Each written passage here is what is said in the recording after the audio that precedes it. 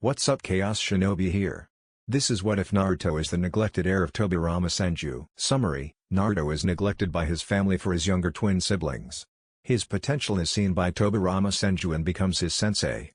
See him rise against the odds. Chapter 9. Time skip 1 year later. Konoha Ninja Academy. Alright class, and today we will start about the history of how the village hidden in the leaves was founded by our two main founders of the village. The Chunin instructor of the academy Iruka Umino trailed off slightly when he gazed at one of the back benches of his class and his eye twitched. In one of the last benches beside the open window, enjoying the soft and cold breeze brushing past the window, a mop of blonde hair was sprawled across the desk, softly snoring away in silence and calmness. Beside him a lavender-eyed girl was glancing at her bench partner nervously, seeing her instructor throwing a hateful glare at the peacefully sleeping blonde. She put her hand on his shoulder and let out a silent whisper out of everyone's earshot. "Naruto-kun?" she whispered in her soft and angelic voice, making the sleeping boy smile softly in his sleep. 5 more minutes." He moaned softly and put his head in between his crossed arms happily while dozing off again. Iruka's eye twitched dangerously when he saw the blonde sleeping as if it was his own bedroom. And this wasn't his first time either. Apparently it had become a routine of sorts. But Iruka could never reprimand the blonde for anything, since when he asked him questions about the lecture that he slept out, he would get answers that would go well beyond the normal scope of the topic. The instructor couldn't help but admire the boy's intelligence. But there were some major flaws too with his student. For example, that laziness that the blonde had reserved tons of somewhere within him. "Naruto Namikaze, wake up," he shouted with a twitching eye, making Naruto's face scrunch up and his head lift off his desk/pillow for the time being. He rubbed his eyes sleepily and let out a soft yawn, making the teacher's annoyance touch new heights. "Will you keep it down? People are trying to sleep here," he said within his yawn, and kept his head down again to continue his slumber. The class broke out in a fit of laughter. Even Hinata was giggling softly in her hand. Iruka gained a tick mark on his forehead and growled. "I said wake up, damn it," he shouted using his patented big head no jutsu, making Naruto look at him in annoyance and wake up. His sleep now broke.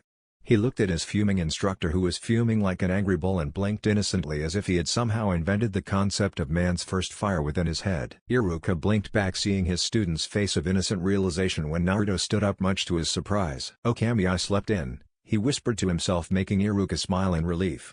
At least the blonde was starting to realize. His praise for the blonde within his head stopped when the voice of the window sliding open reached his ears, and he saw the blonde with one knee and hand over the window, just about to jump out. His eyes widened when he saw Naruto waving his hand to him lazily and smiling. "I'll see you around, Iruka-sensei." He trailed off, making the instructor shell-shocked, and turned to the wide lavender-eyed girl who was looking at him like he was an alien of sorts. "I'll borrow your notes later on, Hina-chan. All right?" he asked softly, making her nod with her cheeks turning pink from his affectionate tone with which he spoke to her and the nickname he always called her, with a nodded meekly while gazing at her lap shyly. "Johnny," he said lazily, and jumped out, much to the shock of Iruka, who broke out of his stupor and ran up to the window hurriedly to see the blonde jumping over the fence and running off into the village streets. "Naruto, come back here!" was the shout heard across half the village, courtesy of an irate Chunin instructor watching his student run off in the middle of class while his whole class laughed at his expense. The instructor sighed tiredly but couldn't help the small smile that lit up his face at the boy's antics. He always kept him on his toes, he mused when he caught the collars of 3 boys and smiled at them sweetly. "And just where do you think you are going, Kiba, Choji and Shikamaru?" he asked innocently, making them gulp and laugh nervously. "Well, you see, Iruka-sensei," the chubby boy said in a nervous laugh, and the class watched their sensei start his reprimand over the 3 about the importance of history classes and the like. Senju compounds. Naruto walked into the Senju compounds with his usual lazy smile and his hands in his pockets. He came to the door and gave it a knock to have his white-haired master open the door and raise an eyebrow at seeing the blonde standing there. "Aren't you supposed to be at the academy?" he asked, and got a nod with a lazy smile back and stood silently, awaiting for an explanation for which he already had an idea of what was to come. "Yeah, the lectures were too boring, something about the foundations of our village and stuff. I already know that. Plus, I slept half the time, so might as well use the rest to train, you know?" he asked, making the Senju sigh tiredly. The boy did this quite often. He knew it was wrong, but he couldn't deny the blonde's words. If he already had knowledge of the subject being taught, then he couldn't hope to have the boy paying rapt attention to it with the blonde's ever-present laziness there. "You still shouldn't skip out on lectures, Naruto," he reprimanded half-heartedly, and sighed again when the blonde waved his hand dismissively and stepped in the house without a care for his words. He walked in behind his pupil and took to the training grounds right behind him as the both face each other in the middle of the clearing. "Alright then, let's perfect the jutsu we have been working over till now and continue on where we left off," he said, getting a nod from the boy. He took out a scroll from his pocket and pumped some chakra into it to summon a basket full of rubber balls. Naruto groaned inwardly, seeing those accursed things there that hurt like hell, and watched Tobirama pick up a handful of them in each of his hands and look at him like a predator who was about to ravage his prey. "Alright, you know the rules. Dodge as many as you can by using only the jutsu I have had you working on and nothing else," he said, gaining another nod from the boy. He started launching his barrage of rubber balls straight at the boy and smirked when he watched the boy disappear in a poof of smoke just as the boy was about to be pelted with the balls and was replaced with a log instead. "The boy is improving quite a bit," he mused, and launched another barrage at the new location the boy had arrived at almost instantly. He watched on proudly as yet another perfect seal-less Kawarimi was executed and turned his eyes to the left to throw his third set of rubber balls. These ones were really quick and Naruto wasn't able to focus his chakra quick enough, resulting in his chest getting pelted by the rubber balls harshly and slid back from the force in a harsh cough. "Kami, does he hit hard?" thought the blonde, glaring at his master, who looked on at his pupil stoically and readied for his next attack. He stood up straight and pulled off another seal-less replacement just as the barrage was about to make contact. "Yes, that's it, don't lose your focus, Naruto," shouted Tobirama, unleashing another attack at his student, who performed yet another perfect replacement much to his happiness. 3 hours later we find an 8-year-old blonde boy sprawled on the ground like a bed sheet with deep heavy breaths, looking at the sky with half-lidded eyes. His whole body ached with being pelted sometimes with those rubber balls and didn't have an ounce of energy left to even move. "Naruto?" He heard his master call out to him and sat up with a groan to see him motioning for him to come near him.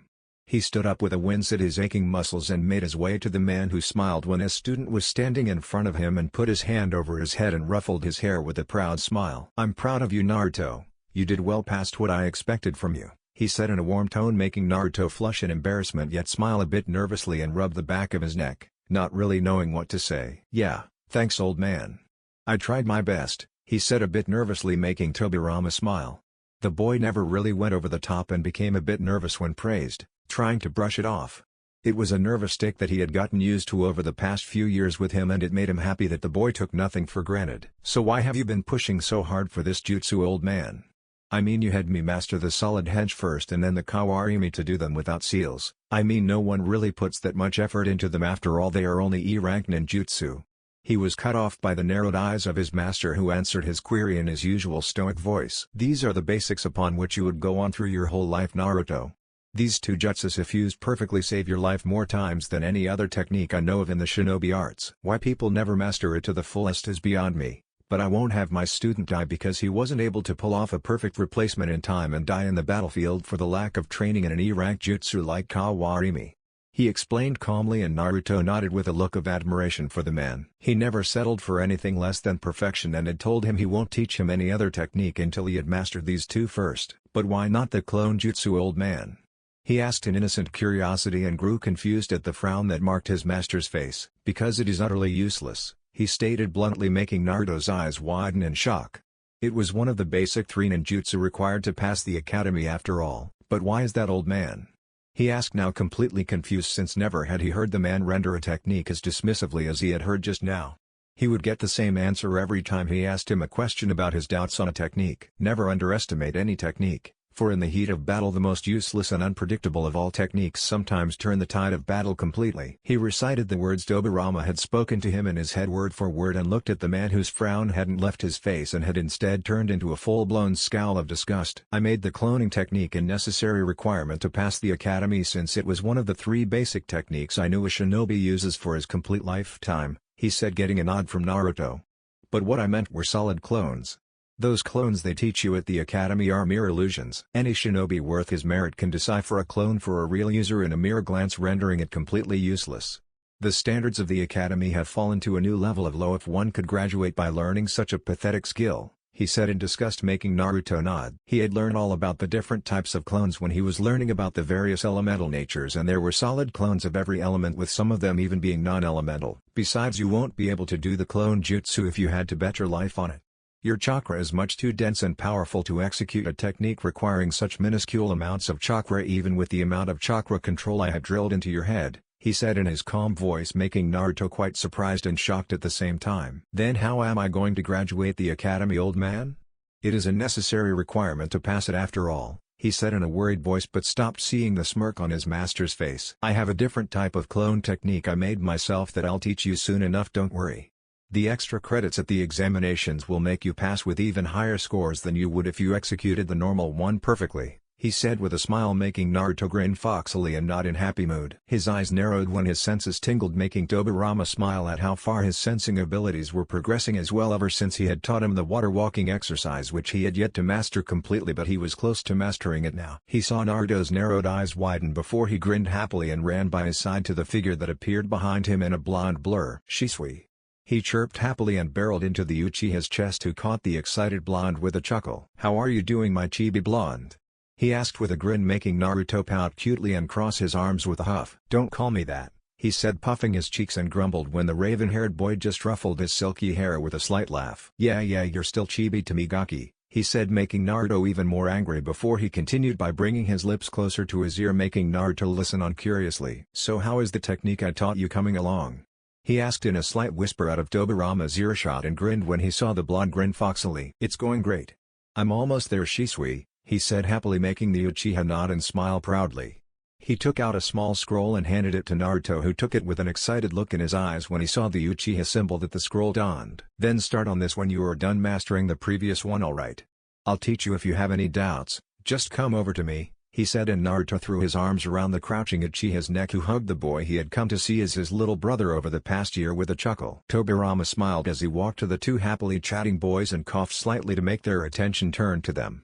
He smiled in amusement when he saw the two of them turn sheepish and rub their necks in almost complete sync. "So what brings you by today, Shisui?" he asked stoically, making the boy bow to the man in respect. "We should talk in private, Tobirama-sama," he said in a serious voice, making Tobirama nod and look at his pupil, who just smiled lazily while walking out of the clearing with a wave of his hand. "Yeah, I'll head home too, old man. See you tomorrow," he said while putting his hands in his pockets, and Tobirama took the Uchiha to his living room and sat on his couch to see the Uchiha really serious about something. "Tobirama-sama, I need your advice," he said, confusing the Senju completely, though heard him out patiently. "The things I'm about to say are only known to the Sun Daime and the three elders of the village for now, along with my friend Itachi. But I needed a person who would be able to give me something to make the impending situation on the village stop from what is about to happen," he said, making Tobirama's eyes harden and nod at the mention of the village and how secretive the matter was. He instantly stood up and went through hand seals, slamming his palm on the ground when kanji covered it and the room was sealed for privacy as he retook his seat. "Tell me about it and I'll do my best to help," he said stoically, and got a nod along with a deep breath from the Uchiha. He saw the boy as his own nephew since his father Kagami had been his student and subordinate during his younger days before the man sacrificed his life in the Third Great Shinobi War. He had known the boy since he was a little child, and the boy always came to him when he had a matter that he could see no way out of. "The Uchiha clan is planning a revolt against the village," he stated bluntly, making Tobirama's eyes widen in horror. A moment later they narrowed in anger, which he kept in complete check, already expecting them to do something so stupid. "Since when?" he asked emotionlessly, making Shisui look down in anguish. "A year now," he said sadly, making Tobirama quite shocked. "How long has Hiruzen known about this?" he asked emotionlessly, yet again making the onyx black eyes of the Uchiha Anbu to meet his. 8 months, he stated seriously, shocking Tobirama to the core. "Then why hasn't he done something about it already? Has that monkey finally gone senile?" he asked, losing his temper a bit at seeing the situation so dire, and Shisui nodded. "He tried to talk them out of it peacefully, but all attempts have failed until now," he said, making a growl die down in the Senju's throat. "What kind of a failure student did I nominate as my successor then? To think he isn't able to keep the village's founder clans unified and defuse the situation in such a long time already knowing about it." He thought angrily and watched the Uchiha with softened eyes when he saw how tired the boy looked. "How long until they make a move then?" he asked, the question most important at the time, and Shisui looked down in shame. "In 2 weeks' time, just a couple of days before the Kyubi festival when the village is busy preparing for it," he said in agony, making the Senju fall silent and run hundreds of scenarios within his head with his eyes closed. He rubbed his forehead when he saw only one outcome coming on top each time, and knew that his student won't have the power to really pull off the decision if it was made by the council elders. "You have a plan then?"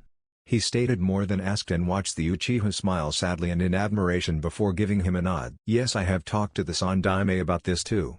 There is a way with which I could defuse the situation completely for the time being," he said, making Tobirama raise an eyebrow. His eyes widened when he saw the boy's eyes turn scarlet into a 3 Tomoe Sharingan before the Tomoe spun, shrunk and joined to form a 4-pin shuriken. "The Mangekyou Sharingan," He whispered in realization, making Shisui quite shocked that he knew about the most forbidden of secrets of his clan, but he couldn't expect any less of the man. Yes, Tobirama-sama, I have a Genjutsu, the Koto Amatsukami. It allows me to plant new ideas into someone's head so subtly that I can almost create false memories and experiences for the victims to make them believe anything I want.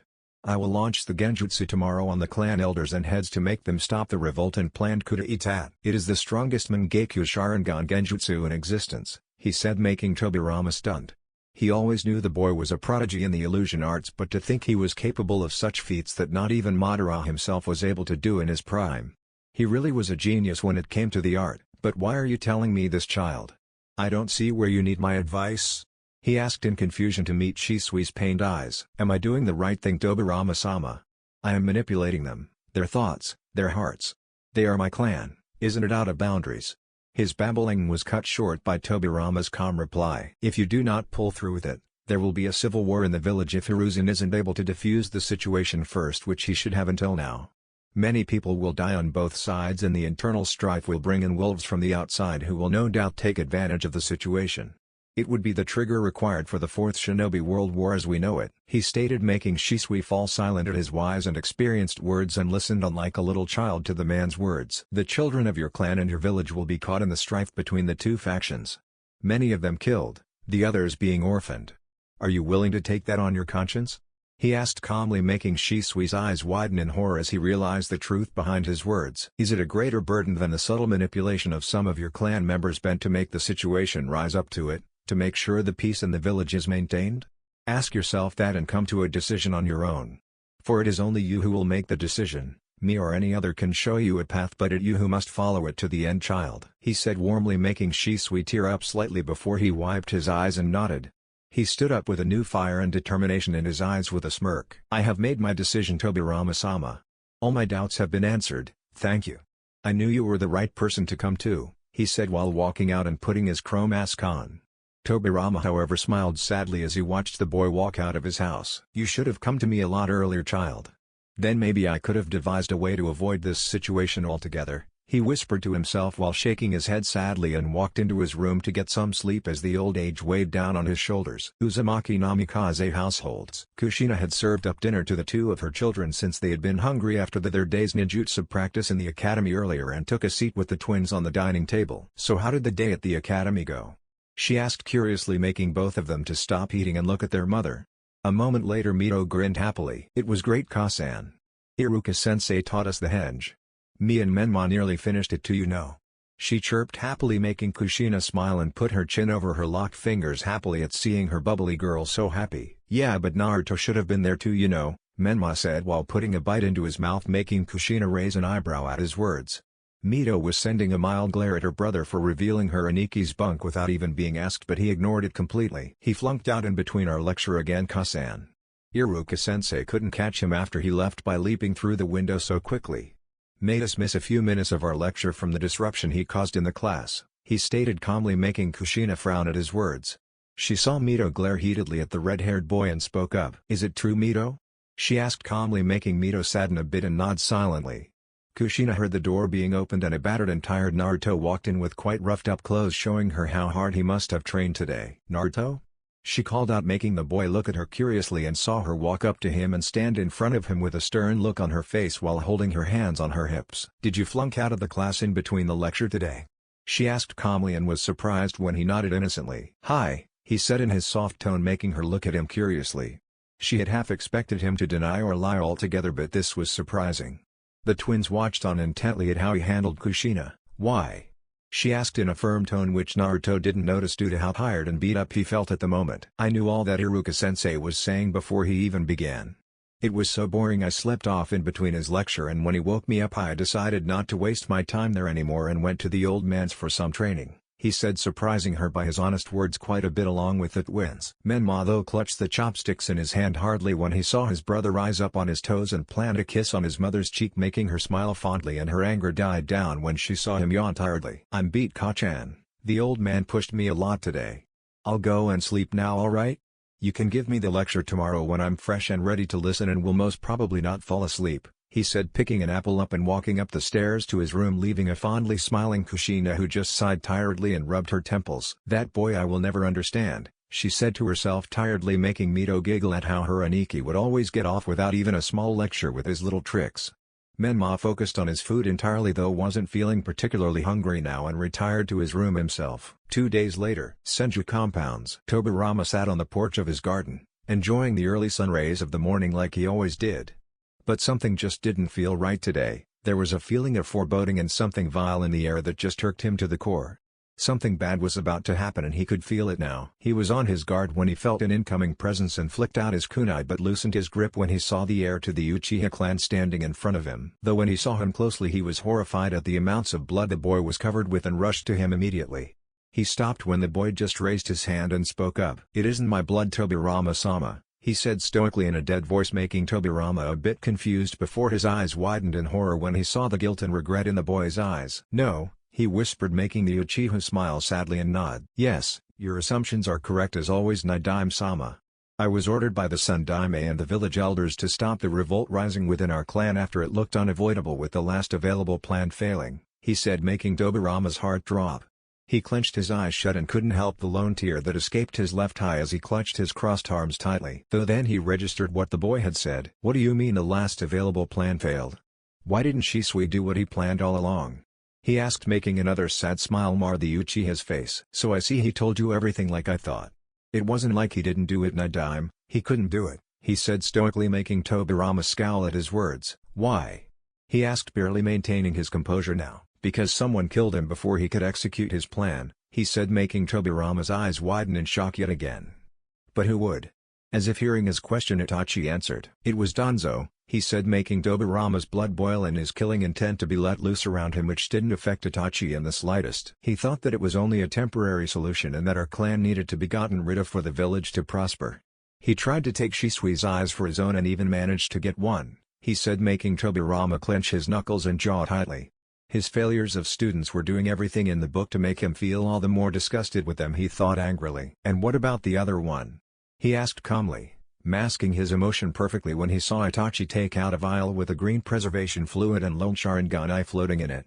Itachi walked up to Tobirama and put eye in front of eye, which Tobirama took without a word, knowing who it belonged to already, and a choke was held back in his throat barely. "It was Shisui's last wish for me to deliver it to you personally, Naidame-sama. He said you would know how to use its power best and not let it fall into the wrong hands. He said you would understand," said the stoic Uchiha, getting a nod from Tobirama when Itachi dispersed in a flock of ravens, and Tobirama instantly sealed the vial up in his wrist in a personal blood and chakra restricted seal. He walked out of his house with the aura of power radiating all around him. Everywhere people moved out of the intimidating man's path who was walking like a god among men. Hokage Tower. Tobirama walked up the steps of the tower, and with each step each persona around him took a step away when he reached the desk to the Hokage office, and the receptionist stood up and bowed in respect at seeing the man walking towards her. "Naidame-sama. Wait, you don't have an appointment?" She trailed off when the man walked right past her as if she wasn't even there, and saw two Anbu guarding the doorstep in front of his path to block entry to the office which once belonged to him. "I'm sorry, Naidame-sama, but you do not." The Anbu wasn't able to finish since Tobirama had both of them in a chokehold while they held his strong arms like frightened girls. He slammed their faces together, knocking them out cold in a flick of a second, and kicked the door with a chakra-enhanced kick. The door flew right of its hinges and many feet away, with the two ragdoll Anbus following in close behind it. "Who the hell? Sensei?" "Ugh." Hiruzen started but stopped at seeing his sensei before he was in a chokehold himself in a second. He slammed his face on his desk, making Hiruzen's nose break, and a torrent of blood flew out. Tobirama threw the man towards the wall containing the portraits of the Hokage, and Hiruzen slammed right into it with a loud bang. Tobirama was instantly surrounded by three teams of Anbu who were pointing shaky swords at his fatal organs while he glowed in the power his chakra was radiating and didn't even look up from his down student. "Everybody stand down," came the muffled voice of Hiruzen, who stood up, fighting off the dizziness in his head, and saw the Anbu still on guard, making him turn furious. "I said stand down now," he roared, making them shiver and stand back when Tobirama made his way to his student calmly. "Sensei, please understand there was no other choice, I had to give the order." Hiruzen tried to explain but was cut short when a voice rang throughout the office. Slap. The earlier blows didn't hurt Hiruzen as much as that simple slap on his cheek did. But even more did it pain him to see the broken and pained eyes of the ever-calm Senju, who had two silent tear streams flowing down his cheeks as he watched him in disgust. Hiruzen couldn't even meet the man's eyes, who was looking at him in utter disdain. The whole office was now filled with several jounin, chunin and onbu, along with the officials who worked at the office, as they all watched the commotion silently between the two Hokages. Tobirama glanced to the side to see the smiling face of his elder brother in the portrait on the wall. He ran his fingers on the picture with a faraway gaze and closed his eyes in pain. "I'm sorry, Hashirama. I'm glad you were dead before the time you had to see this. I have failed what you dreamed for, brother," he whispered and walked towards the door of the office. Everyone stepped away to make way for him and not come in his way when they saw Hiruzen fall to his knees and punch the ground in agony. "Hokage-sama?" An onbu stuttered out, holding a bandage for his nose, when they heard the dead voice of Hiruzen ring through the office. "Leave this office, no meetings today. I want to stay alone," he whispered, but all of them heard it clear as crystal and quickly emptied the office. "How could I have let this happen?" he growled, slamming another fist in the wall angrily as the news spread like wildfire that the mightiest and oldest of the clans in the elemental nations were now nearly extinct. The Uchiha clan was no more. Next morning, memorial grounds. Almost the whole village was gathered at the memorial grounds for the combined funeral of the once great Uchiha clan. The village had taken a severe hit in its forces, especially its internal security, since the complete Uchiha police force which took care of all internal affairs had been wiped out too. The whole burden had been thrust over the shoulders of the Onbu Black Ops, thinning out the already far too slimmed upper tier of Konoha's forces even further. All of the shinobi and civilians were paying their respects to the newly built Uchiha headstone in the memorial grounds in honor of the deceased clan members. Tobirama stood with his arms crossed and his stoic mask put up on his face as he watched several people pay their respects and put down the flowers for the deceased. Only two were not there, both the last remnants of the almost extinct clan. Sasuke Uchiha, the lone survivor of the massacre, was still in the hospital, still recuperating from the vicious mental attack his brother had unleashed upon him, and was undergoing therapies from the experts of the Yamanaka clan. The second, however, his narrowed stoic eyes softened when he watched a lone mop of blonde hair sitting in front of a grave. Naruto's cerulean baby blue eyes, the ones that always shimmered with innocence and happiness, watched on in sorrow and despair as his small hand traced the name engraved upon the grave among the hundreds sprawled all across the grounds. Shisui Uchiha. He read, and a lone tear rolled down his eye when he read the name of his elder brother in all but blood. He had connected to him much more than anyone other than his mother and Tobirama himself over the past year. Tobirama had, after a long thought, surmised that the only way to truly make Naruto learn the intricacies and the untapped potential his eyes held, had asked the one man among the Uchihas that he had known ever since he was an infant. Kagami Uchiha's son, Shisui Uchiha. The only person other than Kushina and Tobirama who knew of what lurked behind the sealed illusion of those baby blue orbs. Naruto had never felt such a lovely bond before. Sure, Tobirama and he were really close, his mother he loved more than anything in the world along with his siblings, but the bond with Shisui was different. The Genjutsu master always took time out of his tight onbu schedule to train with Naruto and pulled off several pranks in the village too. They had become a menace around the village.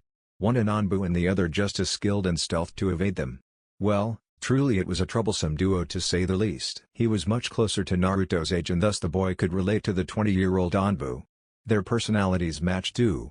Both were happy-go-lucky and loved to have fun every now and then, though when push came to shove they trained themselves to the ground while donning their infectious stupid grins. Tobirama had helped him master his basics, but his first important jutsu had been taught to him by his brother only recently. "You didn't even see me master it, Shisui," he whispered sadly with teary eyes as he thought back to the day when he had pestered the Uchiha finally to the point that he had relented and taught him a jutsu. Flashback. "Come on Shisui, please, just one jutsu," whined a blonde boy clutching the waist of the Uchiha, who let out a tired sigh. "Oh shut it, Chibi, you are getting trained by a Hokage whose specialty lies in creating jutsus.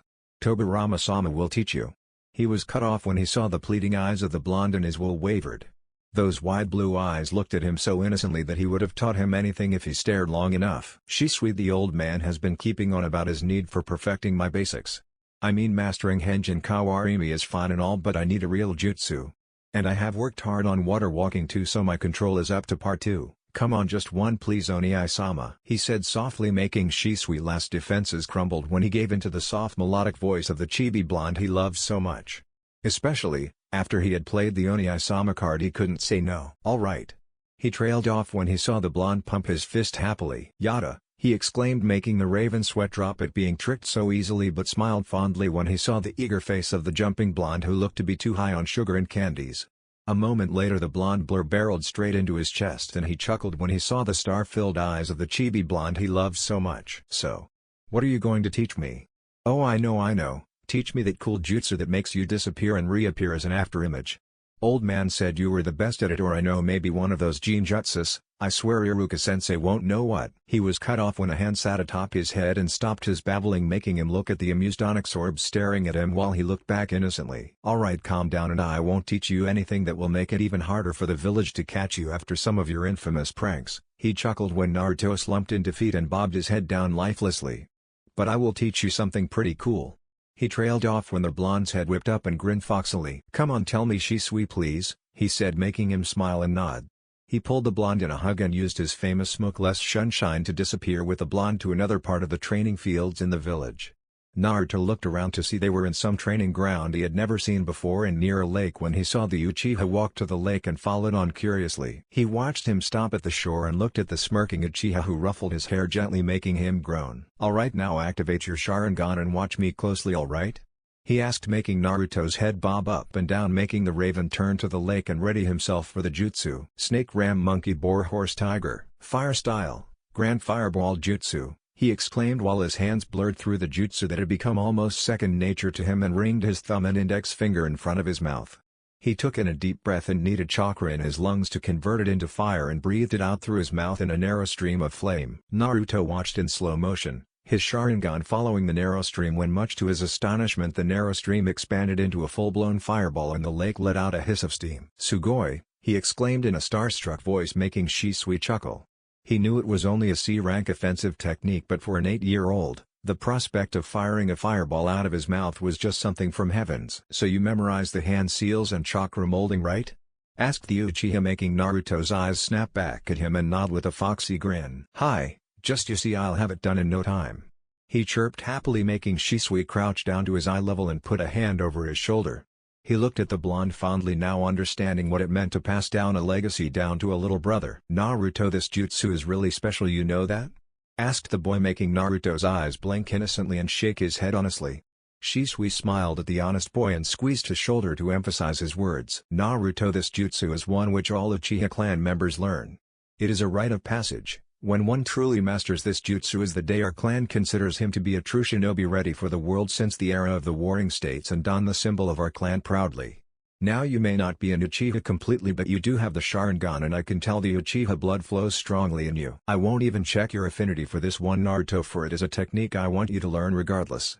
I want you to complete the ritual that each Sharingan holder before you has completed, he said warmly, making Naruto look at him seriously and nod at his words, seeing how important the technique truly was. Shisui saw the fire in his eyes when his gaze turned to the lake and he saw the blonde walk past him, making him smile. Now he knew what it felt to pass down a legacy to a close person, and he had to say he knew why people said being a teacher was something special. He saw the back of the boy and how his hair flowed in the wind, a vision of the past. The Ondame's silhouette hovering over him was what he envisioned, or a moment as he couldn't help but see the way the two blondes held themselves was eerily familiar. He had looked up to the Yondame as his idol, and it was his way of catching up to him that he had reinvented the sunshine to his needs in remembrance of his idol. You are destined to be a great man, Naruto. Tobirama-sama saw it and now I see it too.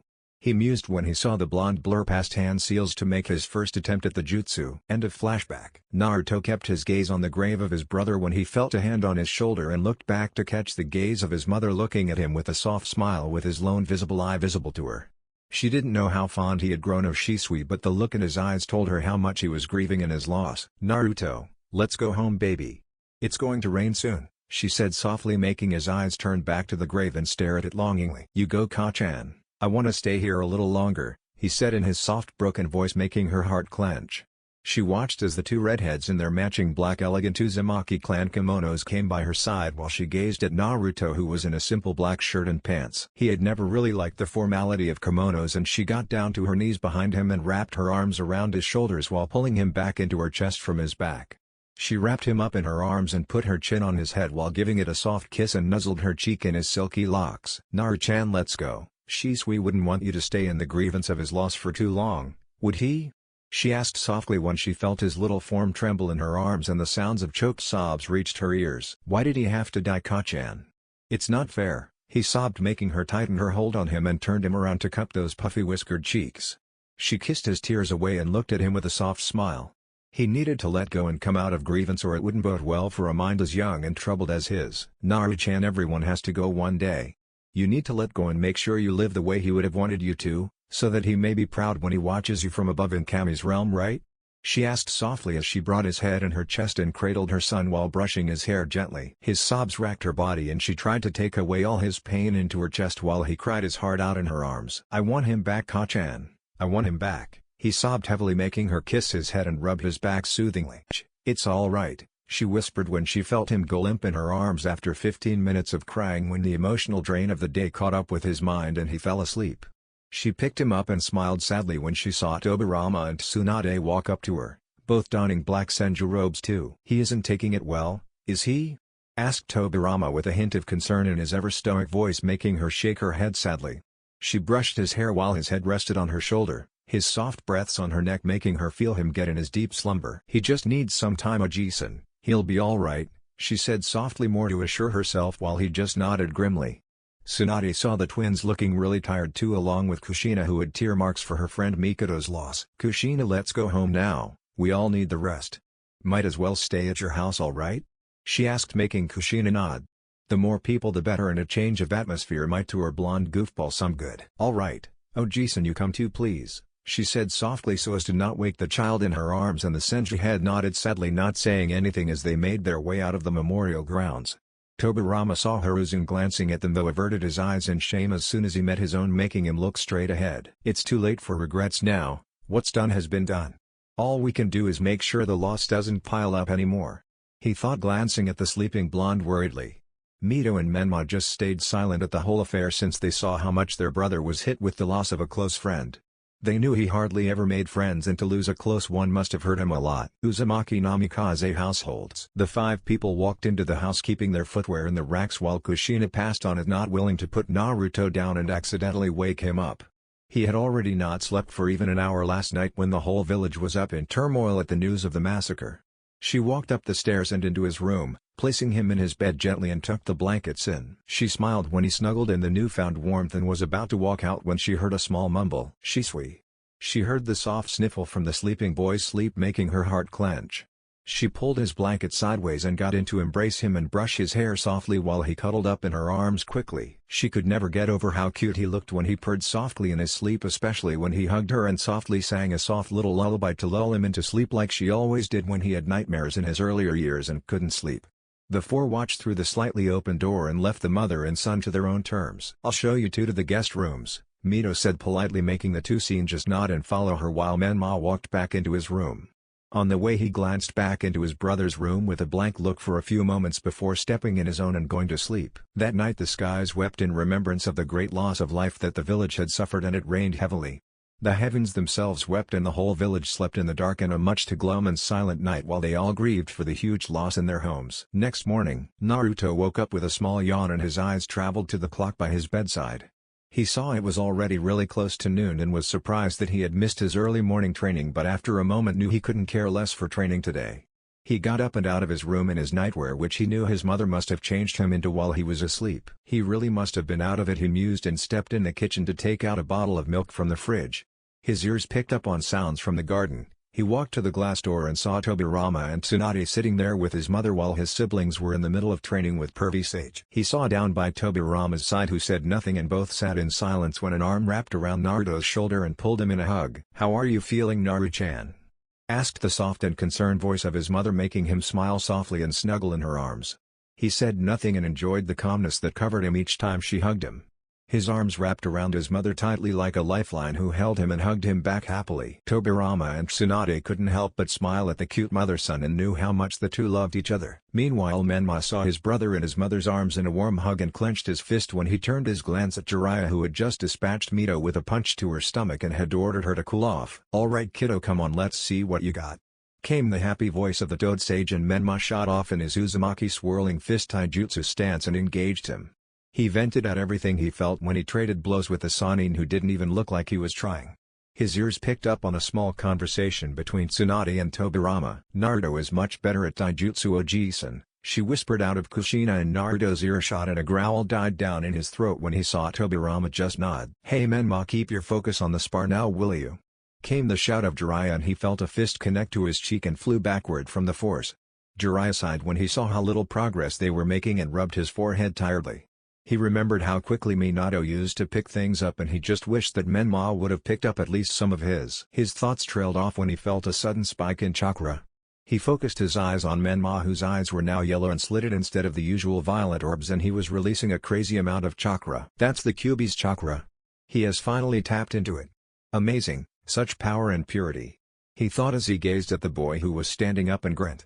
This was what he had been pushing him for all the time, and now finally it had happened. All the people on the sidelines turned their gazes to the sudden spike in chakra. "What is that chakra, Oji-san?" asked Tsunade while he kept his eyes narrowed at the redhead who was almost glowing with a bright yellow sheen from the chakra he was emitting. "That is the Kyuubi's chakra," he stated stoically, making Tsunade fall silent. "But it doesn't feel anything like what I felt 8 years ago," she whispered, but his sharp ears caught it and Tobirama nodded. "That's because it is completely pure and untainted by the malice and hatred of the Kyuubi." Minato ripped its soul and gave his twin children pure chakra at their disposal. He surmised and couldn't help but be impressed as he now understood why Minato had done what he had. Tsunade glanced at the blonde sitting on Kushina's lap, looking at his brother with a smile. "He has taken all the hatred and malice of the beast and sealed it up in himself. That is why his brother can tap into a pure source of chakra so easily." She mused and turned her eyes back to the redhead boy standing in the middle of the clearing. Menma stood up and couldn't help but feel awe at the power that was coursing through his veins. So this was the special chakra that his mother and godfather had been trying to unlock, he mused, gazing at his slightly glowing hand with a translucent shining cloak. Amazing, such power, he thought, clenching his fist, and smirked as he felt the raw power within him. Kushina knew what that chakra was and was keeping a narrow eye if there was any chance of him losing control, though the chances were really slim seeing as it had none of the hatred or malice exuding from the boy. She tightened her hug on Naruto and pulled him closer while biting her lip nervously. "All the hatred and malice is within him," she thought guiltily as she placed a soft kiss on the back of his head, but Naruto was too intrigued in seeing his brother release such humongous amounts of chakra. He couldn't help but smile as he saw his brother finally unlock the special chakra that his mother had told him about. Now he too saw how powerful it felt, but he felt a strange pull from it and suddenly his stomach started burning a bit. He clenched his hand on his stomach as the pain was increasing. It felt like his insides were being ripped apart and heard a low and demonic whisper in his head. "My chakra, release me so I can get it back." He heard and clutched his head with his hands to make the rumbling go. Kushina saw her son squirming around in her arms and worry cut through her heart when she saw him clutching his head tightly and wincing in pain. "Naruto-chan?" she asked worriedly, turning him around when Naruto felt a pulse go off in his stomach and his eyes widened as a flash of pain rocked his body. "It hurts," he screamed, clutching his stomach and curling up in a ball to keep the pain inside from growing, but his efforts were futile. "Naruto-chan, what's wrong?" shouted Kushina worriedly when she saw him clutching his head and stomach tightly. Tobirama immediately rushed to the two and crouched down to see the boy squirming in pain. "Ka-chan, make it go away, it hurts," he whispered with a tear, making her heart drop when she realized what was happening as he let out another blood-curdling scream. "It hurts so much," he screamed in agony, making her tear up herself, and her mind went blank when she saw her baby boy in such pain. Tobirama instantly took charge and ripped the buttons of his nightshirt open to see the seal on the boy's stomach appear over his skin and glow a bright red. The Kyuubi has sensed his chakra and is trying to weaken the seal by pushing what little demonic chakra was left to him. He surmised quickly, and instantly his hands went through 18 strange hand seals and his fingers started glowing with kanji appearing over them for seal and a blue fire covering them. He slammed his fingers on the boy's stomach and twisted them clockwise, making Naruto's eyes roll back in his head, and fell unconscious from the sudden influx of chakra and huge amounts of pain. Kushina saw her son fall unconscious and brought him up in her arms and hugged him tightly. Her body trembled in fright at how she had locked up when her son needed her, while she should have placed the tightening seal over him instead of Tobirama. She sobbed hysterically while Jiraiya and the twins rushed to the fore there. Tsunade tried to calm the crying mother down, but to no avail as she saw her crying her heart out while laying kisses all over his head. "What happened, Tobirama-sama?" asked Jiraiya in a serious tone, making the Senju glance at Menma for a moment and to the spot where he had unlocked his chakra, and narrowed his eyes when he saw the plants there grown up quite a bit that what should be normal before he turned to the white-haired Sannin. "Tsunade, take the twins inside," he stated in a commanding voice, getting a nod from the blonde Sannin, who took the two away while Mito tried to stay for her Aniki but relented after a few moments and went in. Tobirama saw that they were out of earshot and turned his eyes to Jiraiya, who was still waiting for a response, and nodded. When Menma tapped into his special chakra, the Kyuubi felt it and tried to loosen up the seal by pushing in his demonic chakra into the boy's seal. "That was what made Naruto writhe in agony," he stated, getting a nod from the white-haired Sannin. He turned his eyes to Kushina and his eyes softened when he put his hand on her shoulder and gave it a squeeze, making her teary eyes turn to him. "He's all right, Kushina, I have tightened the seal. He'll wake up in a few hours. He trailed off when he saw her bury her face in his neck and cry. He was screaming for my help, Ojisan, and I locked up when he needed me the most. She sobbed, making him smile sadly. He rubbed her head softly to calm her down. It's right, Kushina, you just went into a little shock at seeing him in such pain. You are a mother and you love him too much. It is only natural it happened. He spoke warmly, making her sobs lighten a bit at hearing the truths behind his words and nod. But she still should have suppressed the demonic chakra. It was so dark and foul, just like she remembered, even if it was in such a small amount that only she had felt it. She tightened her arms around her boy and got up, picking him up in her arms, and went in towards the couch. She laid his head down on her lap and let him sleep. She saw a blanket cover up her son to see her daughter tucking her brother in, and smiled, motioning her to come to her. She kissed her forehead softly while Mito looked at her tear-stained cheeks and the sleeping form of her Aniki worriedly. "Ka-chan, what happened to Naru?" she asked worriedly, making her smile. "Nothing for you to worry about, Mito. He'll wake up in a few hours, don't worry." "He's fine," she said softly, making her nod nervously. "Kushina." She heard and saw Tobirama sit beside her on an armchair. "We must tell him about his burden now. It is time," he stated, making her bite her lip and look down at his cute face. She rubbed his whiskers and felt him purr softly and smiled. "All right," she whispered softly, making Tobirama nod. He would have to make his mental condition even stronger if he was to resist the demonic influences, he mused when he remembered how he was clutching his head. No wonder trying to make the beast fall silent. "Is the seal fine, Tobirama-sama?" asked Jiraiya, breaking him out of his thoughts, and he nodded. "Yes, the seal is perfectly fine. I have tightened it more so he shouldn't be having any further problems." Minato made sure the seal he placed was strong enough so the beast had the least amount of chances to influence his boy. He surmised, making the Sani nod. But still one question bugged him, since he too had felt the slight demonic chakra come from the boy. "How much demonic chakra is sealed within the boy?" he asked, making Tobirama fall silent and run the calculations in his head. He had studied the seals of the three children over the years and knew how much each of them held. The twins hold 4 taels worth of yin and yang chakra without any of its influence, each respectively, with Menma having the yang part. He trailed off when his face dawned a realization and his eyes snapped back to the overgrown patch in the garden from earlier. "Tobirama-sama?" asked Jiraiya, making his eyes turn back to him and shake off his thought and kept it in his mind for later. "Yes, as I was saying, Naruto has all of the negative emotions compressed along with 1 tael's worth of chakra from the beast within him, giving his siblings free rein over their chakra reserves without the fear of any chances of losing control," he surmised, making the Toad Sage nod with a smile. This was good. No wonder the twins were children of prophecy, he mused happily at the raw potential Menma now held with his secondary chakra source awakened. Tobirama's gaze turned back to the patch of overgrown grass and narrowed in on it in deep thought. That boy's chakra reserves are filled full of yang chakra from his Uzumaki heritage as well as the Kyuubi's pure yang chakra. Is it possible that he has awakened the... His thoughts trailed off as his gaze was on the sleeping blonde whose mother was brushing his hair softly with a fond smile, making him smile himself. Though this new matter would need a little looking into, he mused. Next morning, Uzumaki Namikaze households. Naruto woke up with a splitting headache and groaned in annoyance. This was not how he liked to start mornings, he mused, sitting up.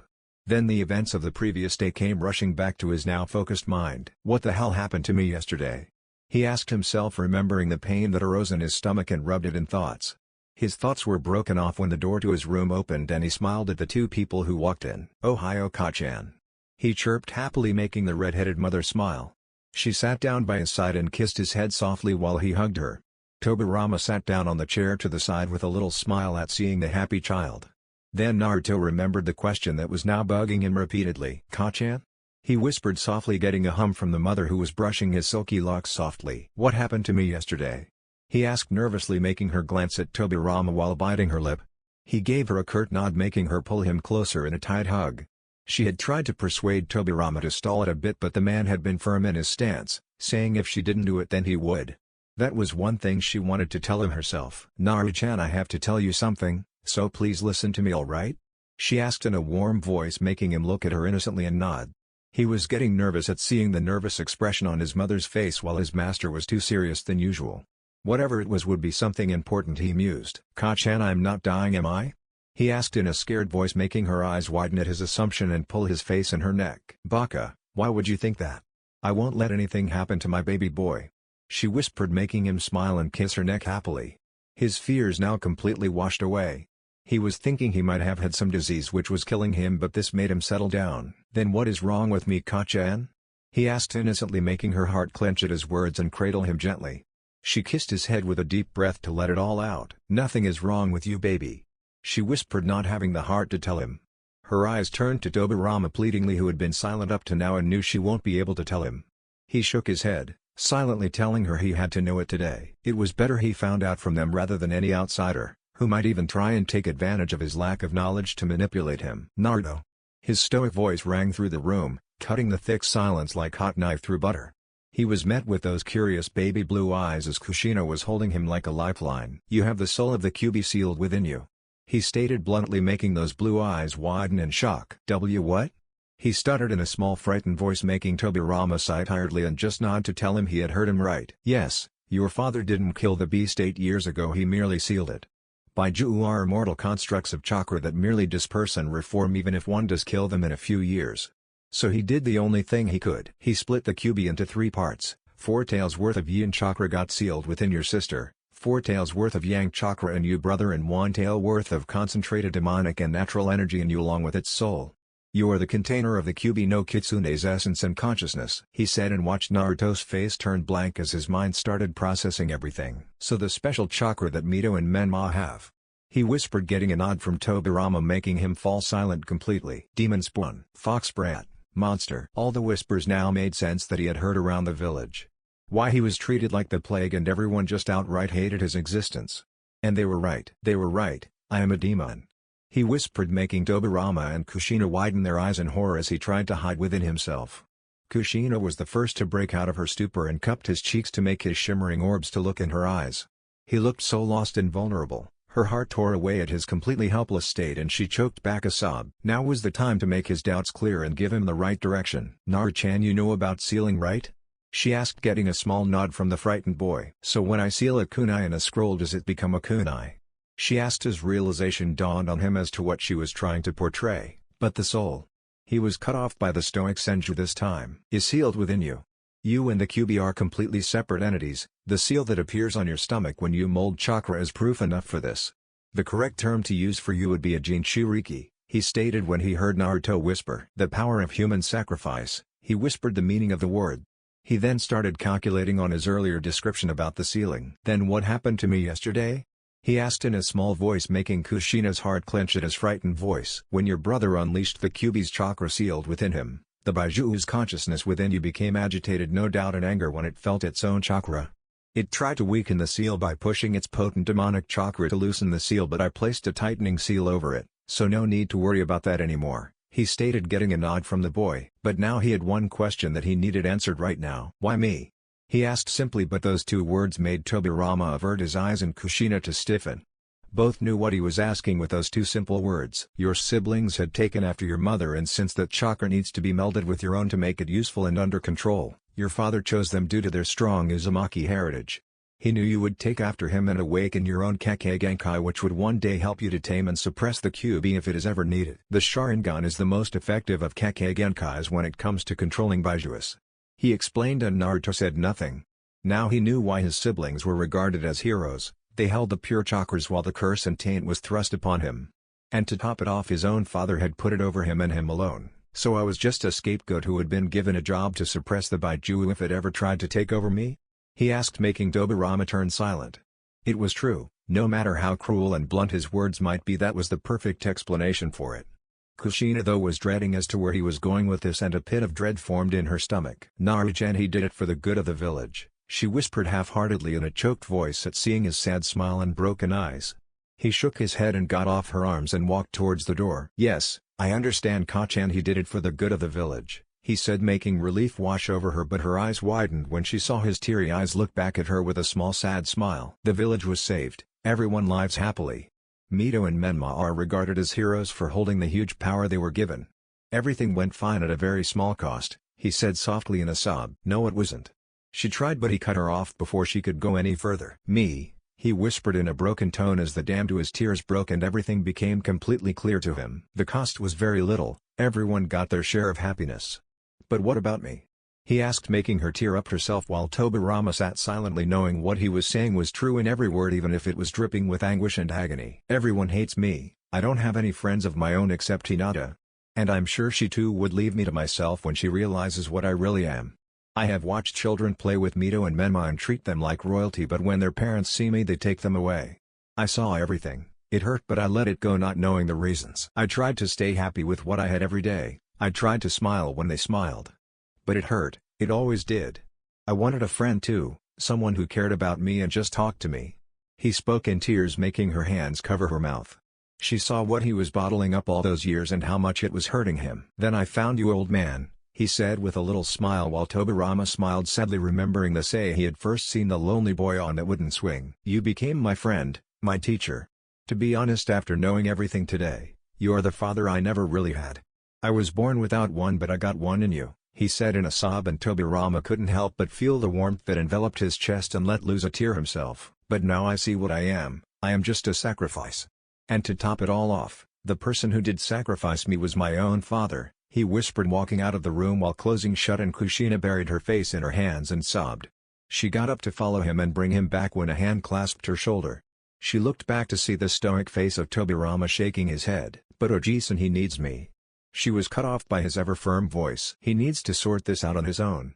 You and I couldn't even begin to comprehend the turmoil he is in right now. Let him have some time alone to cool off, he said warmly, making her tears renew. He hates Minato, doesn't he?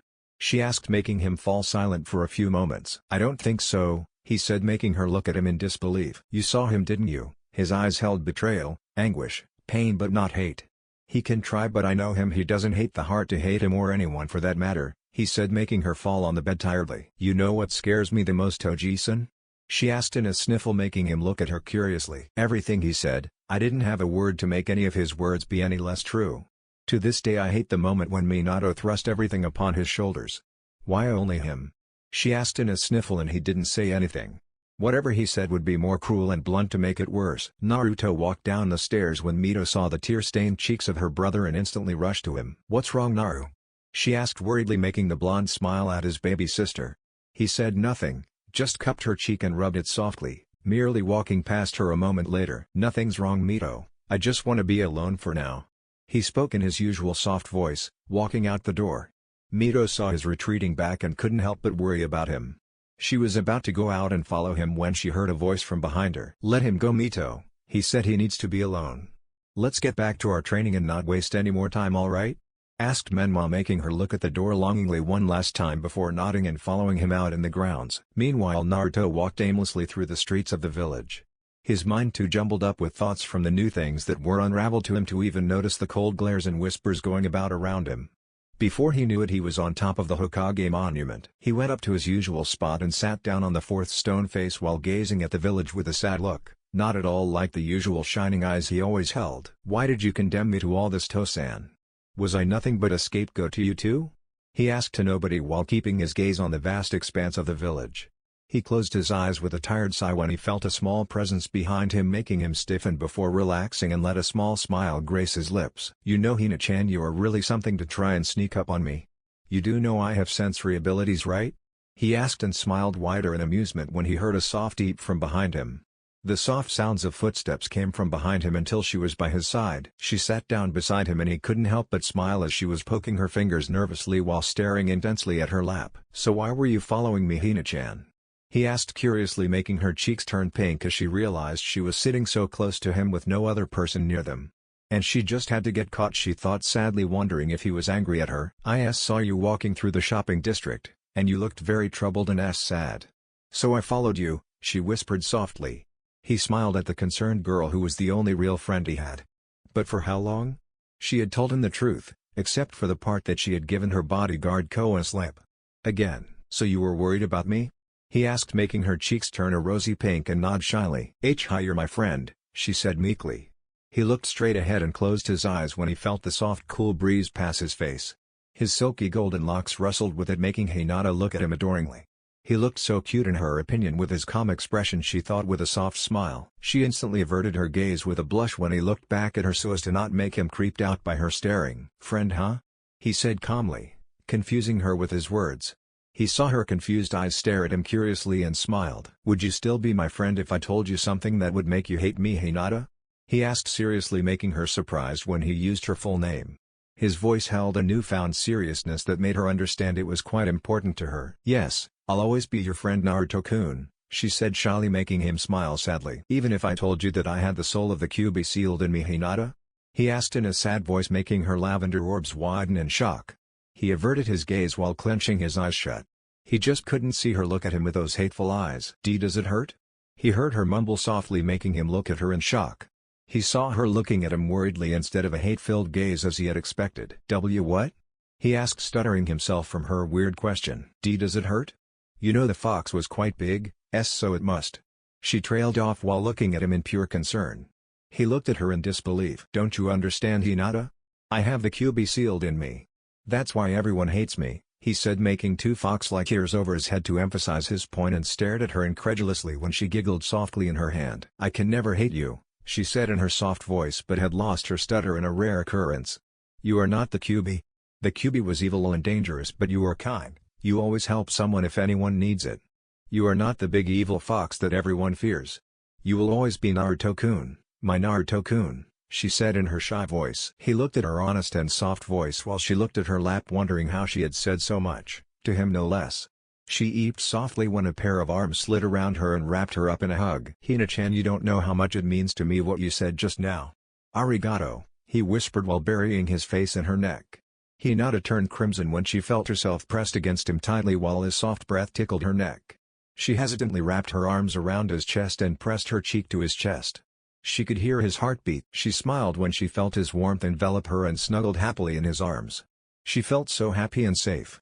Naruto held his only friend like a lifeline and couldn't help but admire how soft and small she felt in his arms. She smelled so nice too, just like a vanilla flower. "If this is a dream, please don't make it end," thought the shy Hyuga heiress when, much to her disappointment, he broke the hug off. Naruto saw her gazing down at her lap in embarrassment when she realized her had involuntarily pulled her up on his lap in the hug. His arms were still around her and she wasn't going to complain. Naruto brushed the bang by her face behind her ear, making her ticklish and try to shy away from his touch. He saw her looking at him with her pink cheeks and he couldn't help but think how adorable she looked. He leaned down and pressed his lips on her cheek for a small innocent kiss to thank her like he always did for Mito and his mother. Hinata's heart hammered when she felt him kiss her cheek, and instantly her face resembled a tomato when she saw him giving her one of his sincere warm smiles. She stared at him with wide eyes while her hand traced the spot where he had kissed her. "Naruto-kun kissed my cheek. Naruto-kun kissed me. Oh Kami." She squealed inwardly when she realized what had really happened, and all the blood in her body rushed to her cheeks. As the final words came to her mind, she did the only thing she could. She fainted. Naruto felt worried when he felt her head on his shoulder and realized she had fallen unconscious. He chuckled happily as he tucked her head under his chin and kept her in a warm hug until she was awake. "You're too shy and cute for your own good sometimes, Hina-chan," he whispered with a smile. He felt so content and happy right now. All his negative thoughts and the feeling of being isolated in his own village now lay forgotten. He could still be accepted by people if they got to know him and find a few people at least. As he had found his first and best friend in the form of the peacefully snoring girl in his arms. He brushed her short indigo hair for 10 minutes in silence when he felt her move. He looked down to see her eyes stare into his and blink innocently. Her cheeks turned red when she realized what had happened and looked down at her lap in embarrassment. She had fainted. It was so embarrassing.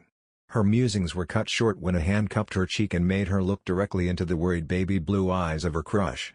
She felt him grab her wrist and raise her sleeve to show her bruised and blue skin. "What happened, Hina-chan?" he asked softly, making her look down in shame. Her eyes teared up when she remembered why she had left her house in the first place. Naruto pulled her in a warm hug when he heard her sniffle and rubbed her back while she cried her heart out in his neck. Her arms clutched his chest tightly like a lifeline. His heart tore away when he saw the state his friend was in. "Hina-chan, it's all right," he cooed softly to calm her down. She cried for 5 minutes before her sobs turned to sniffles and she just laid her face on his shoulder. He brushed her soft hair while placing a kiss on her head to calm her down. Her heart warmed at how he always cared for her no matter what, just like she did for him. "What happened?" he asked warmly after a few moments of comfortable silence. "Kosama had Neji-ni-san spar with me today to show my progress to the clan elders. I lost pretty badly and he slapped me before telling me I was a disgrace to the Hyuga name," she said in between soft sniffles, making a growl die down in his throat. He cradled the cute girl in his arms gently while his cheek rested overhead. All his own problems now lay forgotten and the only thing on his mind was how a kind girl like her was suffering so much. She snuggled in his embrace, feeling as if he was absorbing all her pain in his own chest and listened to his heartbeat with a soft smile. "Hina-chan?" he asked, running his fingers through her hair. "Hi," she squeaked out shyly, and he couldn't help the smile that graced his lips. "I cannot believe you lost so badly to your brother," he stated in a firm and confident voice, making her lavender orbs stare at him in surprise. She blushed a little at the confidence he held in her strength, but looked down in shame when she realized it was all for naught. "Neji is a genius of our clan." She tried to make him understand, but he cut her off in between. "Don't lie to me, Hinata, I know how strong you are. I have seen your spars in our academy. You are stronger than any other girl our age," he said in a warm and confident voice. Her eyes widened in surprise at his words. She looked into those fiery blue orbs that held the utmost faith in her. She tried to avert her eyes, but he caught her chin and made her look at his eyes. "Fight me, Hina-chan," he said softly, shocking her to the core. What?" She stuttered out in shock, but it did nothing to deter him. "Fight me," he said firmly, yet again making her gulp nervously. She couldn't fight him, anyone but him. He was the strongest in the academy, but that wasn't the reason she didn't want to fight him. "Please, not you," she squeaked out in embarrassment, making him smile. He cupped her cheek and rubbed it for reassurance like he always did for Mito, making her eyes stare at him innocently. "You will fight me, Hina-chan. Now come on, let's go," he said, making her confused with his words. A moment later she squealed in surprise when he stood up, his arms under her knees and neck, carrying her bridal style. She blushed and wrapped her arms around his neck to keep from falling and tried to look anywhere but his grinning face. Her blush turned crimson when she felt his nose nuzzle against her cheek. "Oh, you're too cute, Hime-chan," he cooed in a teasing manner. She puffed her cheeks cutely. He always called her Hime-chan whenever he teased her, and glared a little when he outright laughed at her intimidating, well, as intimidating as it could be with our ever-present blush. She snuggled in his chest happily while he walked into the clearing behind the monument and put her down, much to her disappointment, and stepped back. She looked at him pleadingly when he flexed his muscles and dropped into his stance. "Come on, Hina-chan, take your stance. I have wanted to fight the strongest taijutsu style in our village for a long time," he chirped happily, making her nod meekly and drop into the revered gentle fist stance. Her eyes shot open in surprise when he was off in a burst of speed with a roundhouse kick heading for her head. She brought her arm up on instincts alone and blocked it, elegantly parrying it away. Her eyes followed his flowing hair and the small smile showing how much he was enjoying it. She had watched that look several times. He always seemed to be so confident, even on the edge of losing he would just smile like that and do something completely unpredictable. She loved that look no matter how many times she had seen it. She just wished she could have half the determination he had.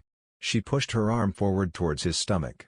Naruto saw her hand coming towards his waist and slapped it with the back of his hands towards his side efficiently.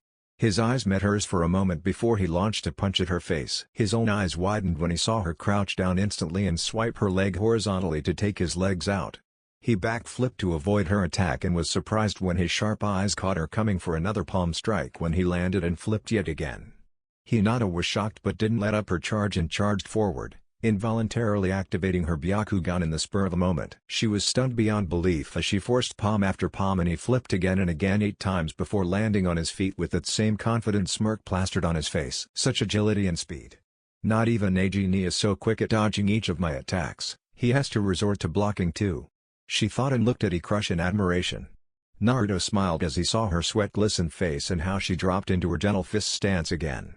Her attacks were quite relentless and to the mark. Any lesser opponent would have been down since he remembered Tobirama telling him a single brutal palm strike was all it needed before you were down. And her father calls her a failure. If I didn't know any better, that brother of hers just won on luck alone. He thought in admiration for her himself as he watched her waiting for his charge. He had noted her eyes changing into her Kekkei Genkai and couldn't help but see the difference as those eyes seemed to be looking right through him instead of at him. I feel so naked. His sweat dropped and shook away those thoughts. He charged ahead to end it with this one. He cocked his fist back and launched it in front of her with a feint. Her Byakugan though rendered his deception useless and she blocked his hand with a palm and cocked back her other hand to finish it with a strike to his chest. Naruto readied his hand for a block but knew he was done for as she had his fist in her grip and would end it now. He had underestimated her eyes and now he would pay for it. He launched his free hand towards her face and a punch and saw her eyes widen. Hinata watched his fist come and stop mere inches before her nose and sighed in relief. She smiled as their spar came to an end. "You and Naruto-kun," she said softly, her eyes reverting back to their normal as the veins around them disappeared. She watched his face turn blank and look at her strangely. "Do I look weak to you, Hinata?" he asked neutrally, making her eyes widen in shock and shake her head immediately. What? Not at all, Naruto-kun," She stammered out instantly, though his eyes narrowed in on her. Her eyes teared up at his mild glare. "Then why did you pull your attack back at the last moment?" he asked, making her look down. She had done that. She mumbled something softly which he didn't hear and repeated it again a bit louder. "I couldn't hurt you, Naruto-kun," she whispered softly, making his eyes soften at his friend. Now he knew what the problem was. "You do know that pulling back an attack at your opponent in a spar is a disrespect to his strength?" he asked her, making her look at him in shock. "What you just did is the worst form of disrespect you can give me, Hina-chan.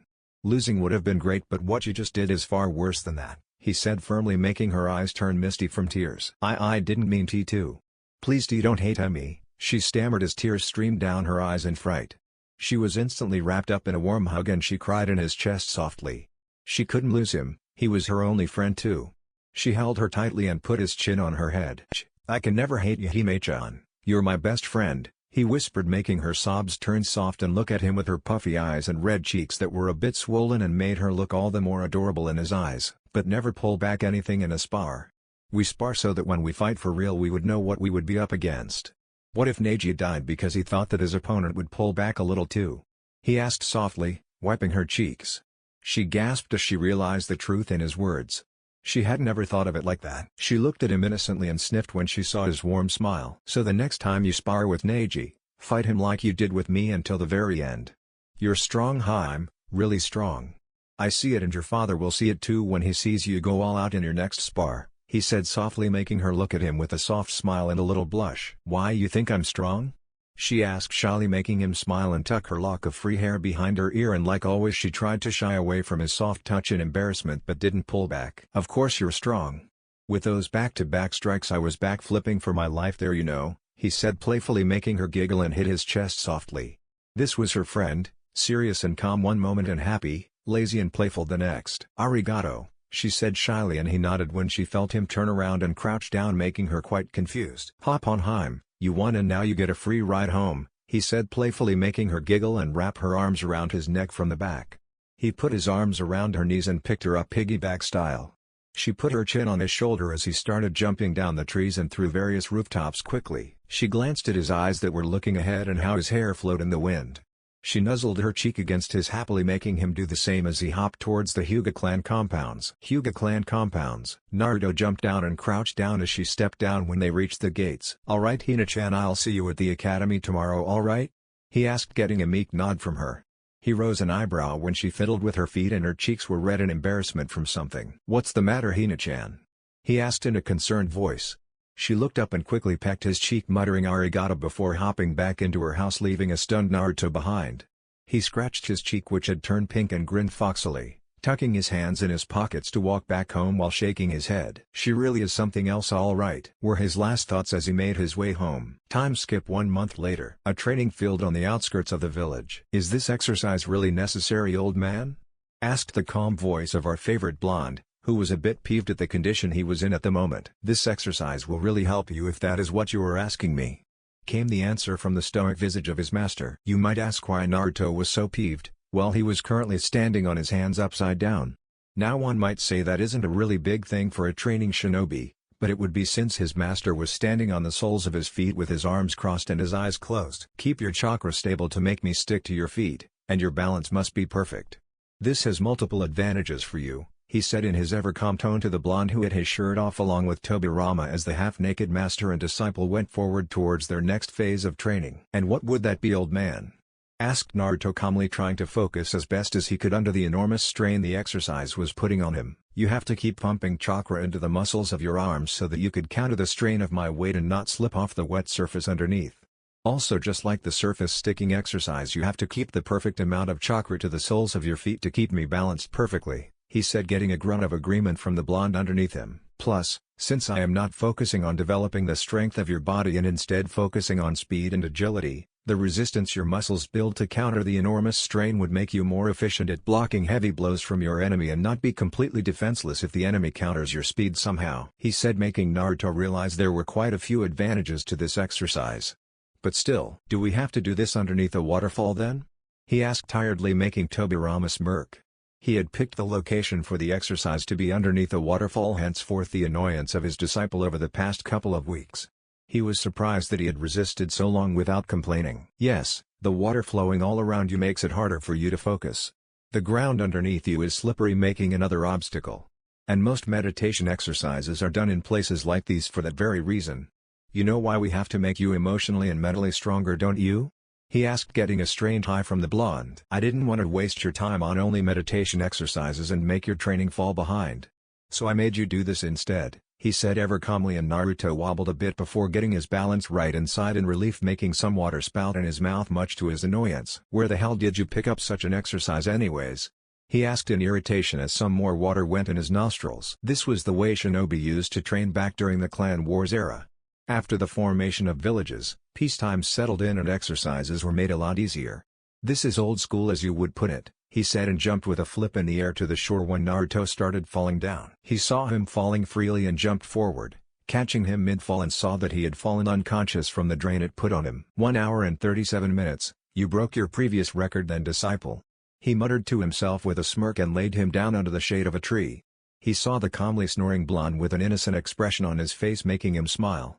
He was worried what he might do and outright change after the truth to his burdens were revealed. He didn't know what had happened in the few hours he was gone that day, but whatever had happened to him to make him just accept the truths made him glad. What he felt on them was a whole different matter altogether, since he didn't want to talk about it. Kushina and himself hadn't pushed the matter any further to let him have his space. His thoughts then turned to a different place altogether. He gazed at a particular spot in the forest and his hands blurred through some strange hand signs which did nothing.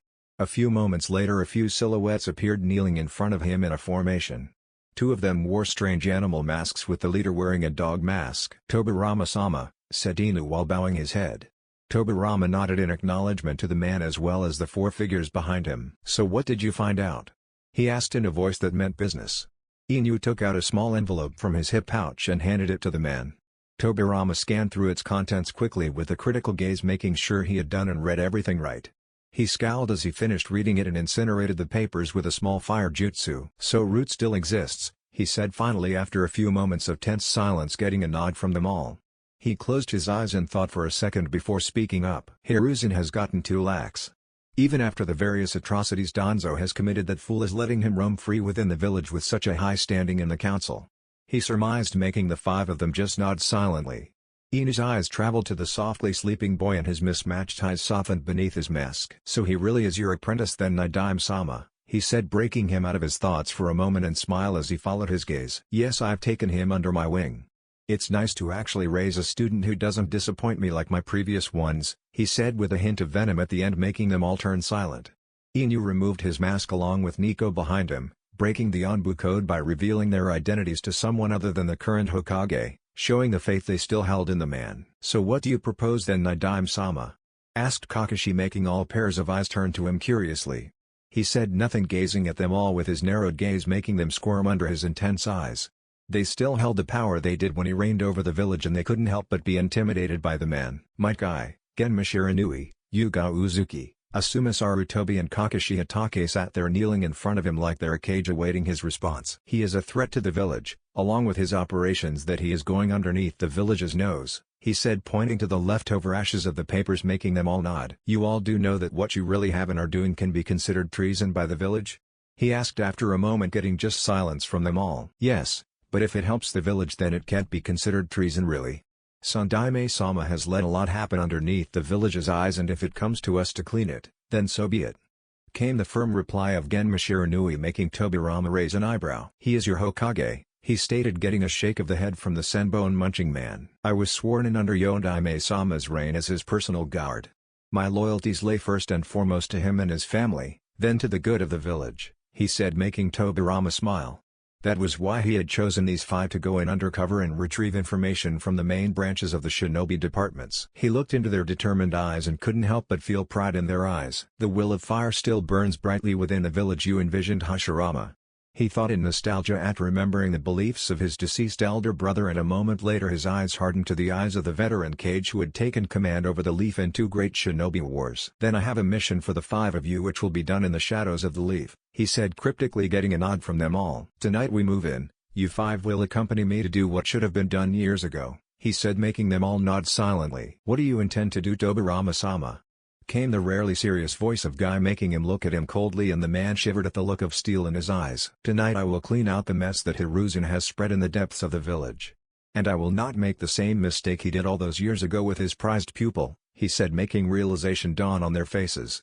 The mission was clear to them now, even if he hadn't said it clearly. Danzo Shimura will be assassinated tonight. Meanwhile, in the Hyuga clan compounds, "Hajime!" rang the voice of the Hyuga clan head through the training dojo. His stoic and blank face gazed at the young ones dropping into the gentle fist stance for their spar. The Hyuga elder stood by his side to make the deduction of the monthly progress the Hyuga clan heiress was making. Veins bulged around Hinata's eyes as she slipped her palm up front and her other palm by her waist, awaiting her opponent's charge. Neiji's Byakugan glared at the indigo-haired girl before charging forward with a quick palm thrust. Hinata looked at the incoming attack till the last moment before briefly tilting his head to the side while the chakra-laced strike whizzed past her ear harmlessly. She brought the palm around her waist forward, making Neiji's eyes shoot open in surprise and instantly jump back, but still got a glancing blow, making him grunt and hiss in pain. He narrowed his eyes at the girl re-entering the gentle fist stance again. But all he focused on were her eyes. They didn't look as hesitant or nervous as before like their previous spar. The look in her eyes has changed. What is going on? He thought to himself before shaking the thought off with a smirk and charged forward. No matter, fate has decreed that I shall win this spar like always. She is destined to lose like the failure she is. He thought confidently, thrusting his palm forward that was slapped to the side efficiently by the girl, and he dodged her strike yet again.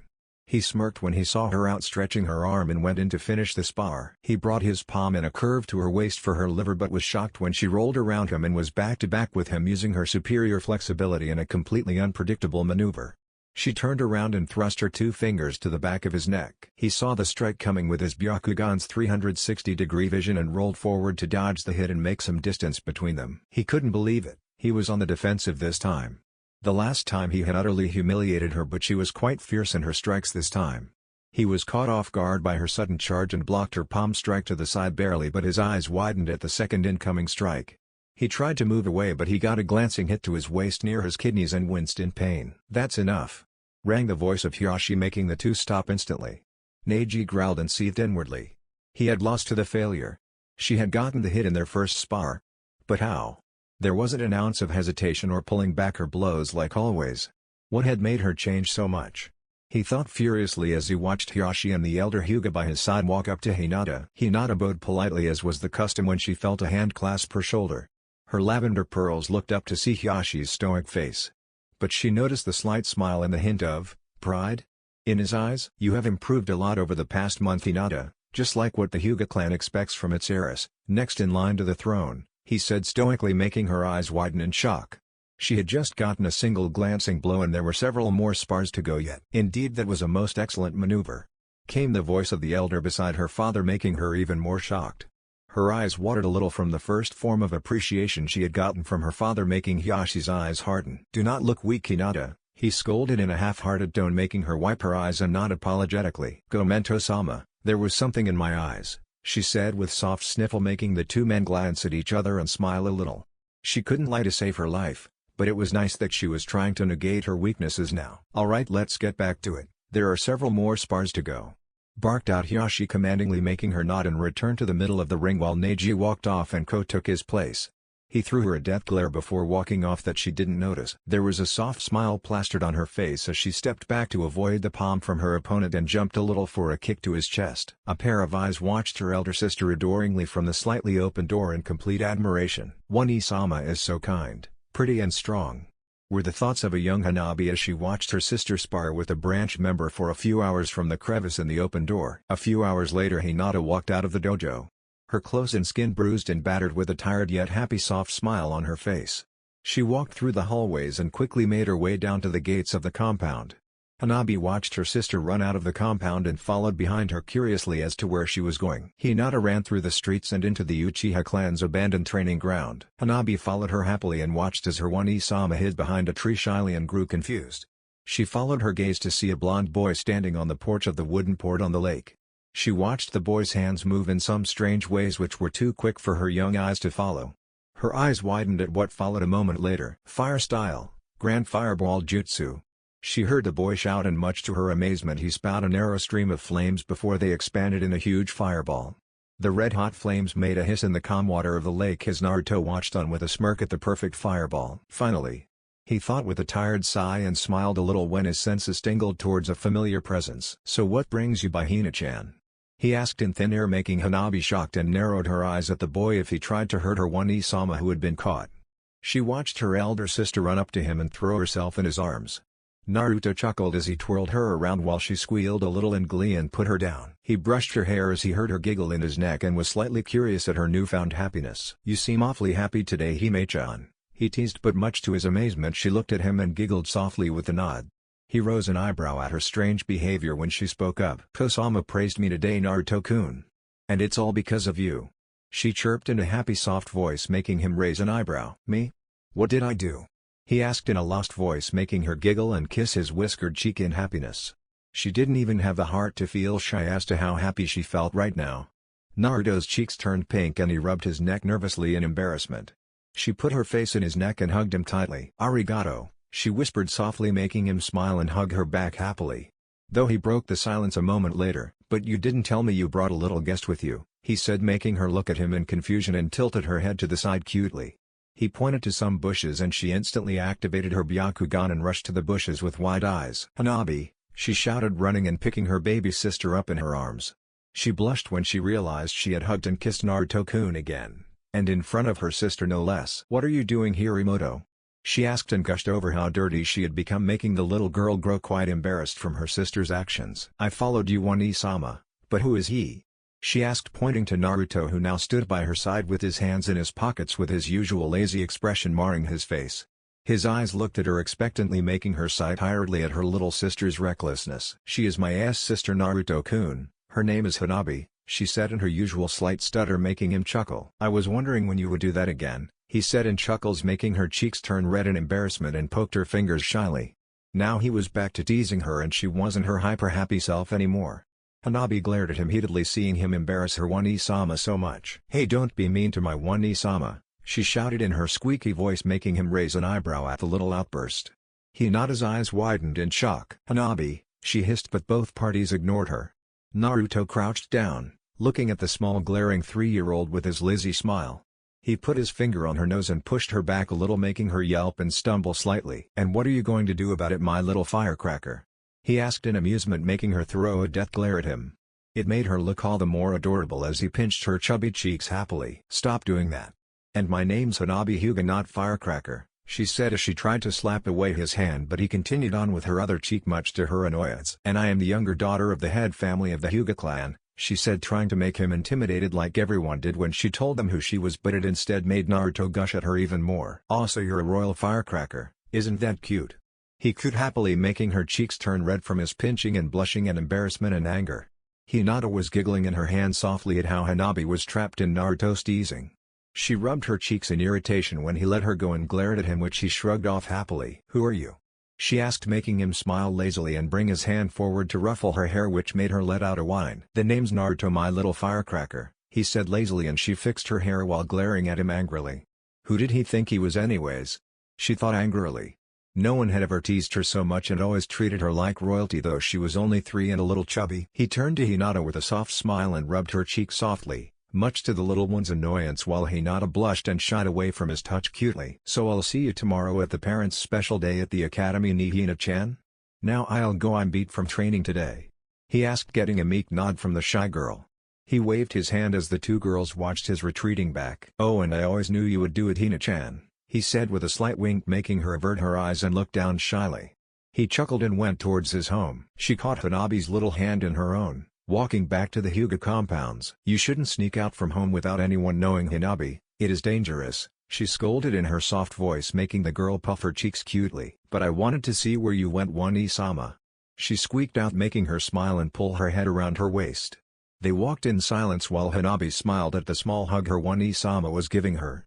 But then she remembered the annoying blonde with those strange whiskered cheeks from before. "I don't like whiskers," she muttered angrily, making Hinata giggle and rub her head softly, knowing what or who she really meant. "He's not that bad once you get to know him, Hanabi," she said softly, making Hanabi look up at the admiration her voice held for him. She said nothing and walked back to her house in silence. That night, Senju clan compounds. Tobirama clicked his blue battle armor in place and picked up the faceplate with the leaf insignia printed over it with a soft gaze. He rubbed it with his thumb with a strange gaze. He hadn't thought he would ever have to put it on again, but drastic times called for drastic measures.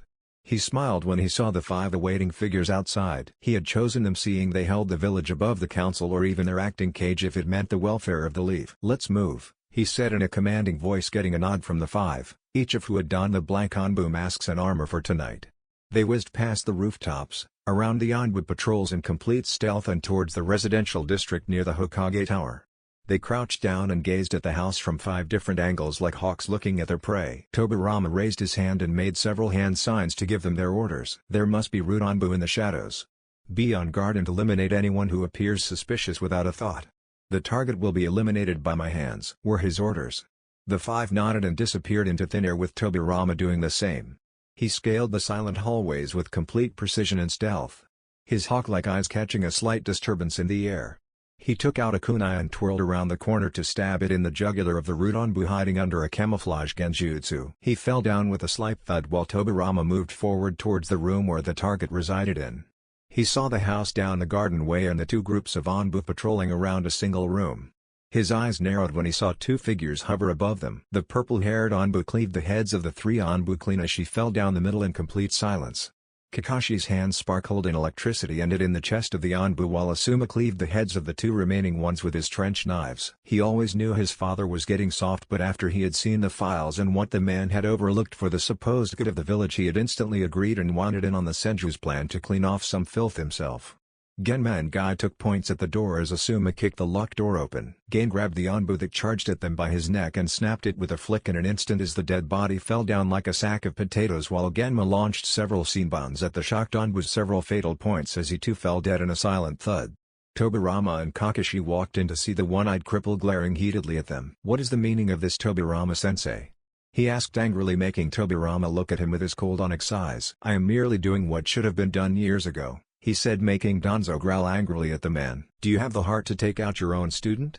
he asked to manipulate his teacher's emotions while the 5 had circled around all the exit points of the room and were watching the surrounded man like hungry predators. "I am not Hiruzen Danzo," he said before he vanished in a blue blur as a burst of speed.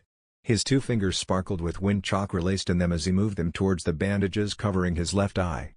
His fingers went clean through the bandages, courtesy of the wind chakra in them, and he plucked out the eye in the supposed empty eye socket with a squelch. None of them even moved a little as Danzo jumped back and hissed in pain while clutching his bleeding left side of the face and glared at him heatedly. "How did you know I had it?"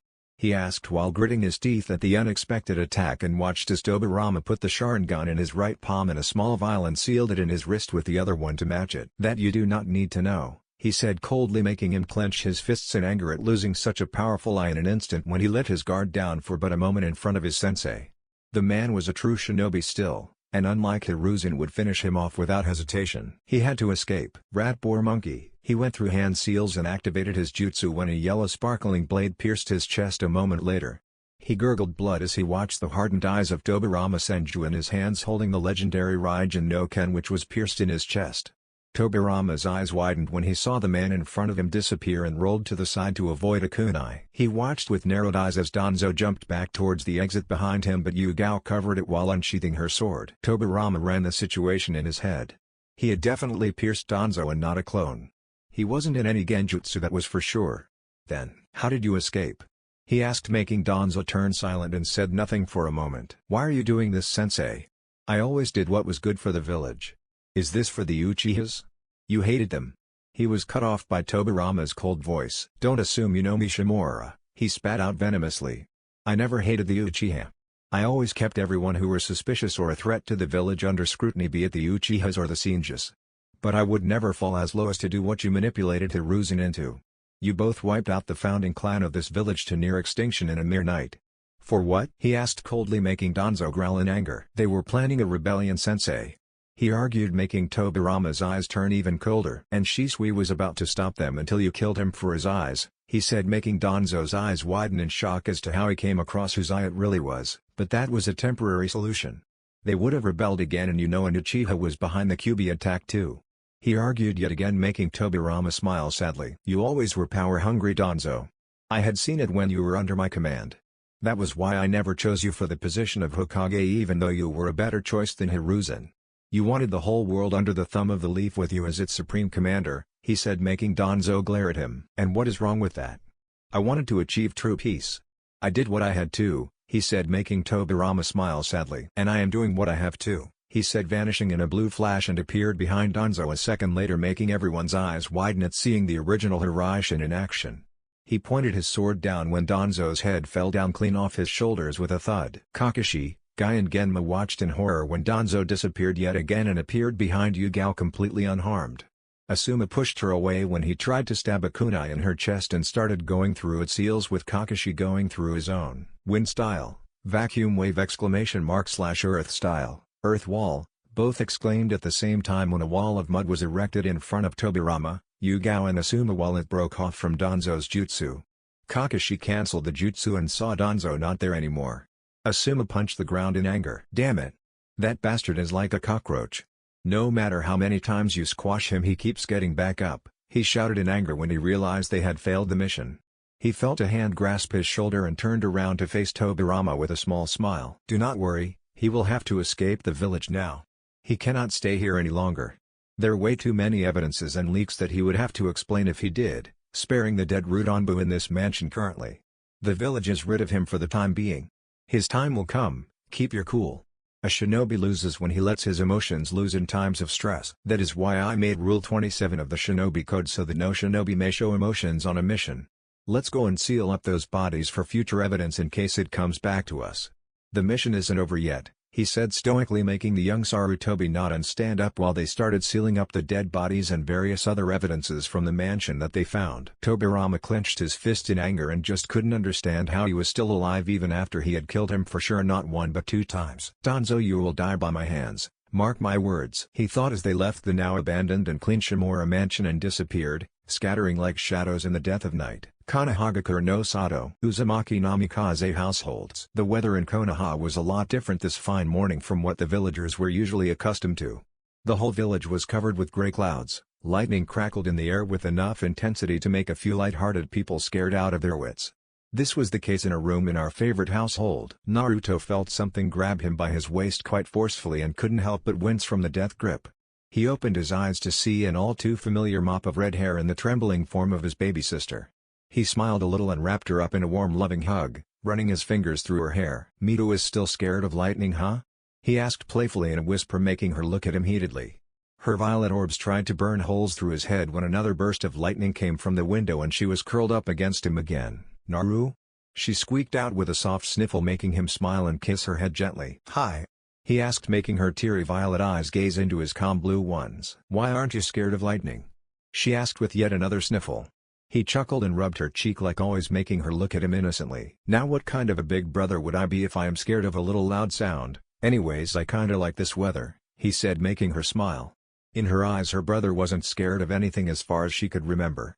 She could always go to him for any problem and he would be there, just like that. Naru, I'm scared, she whispered in his neck with a small sniff.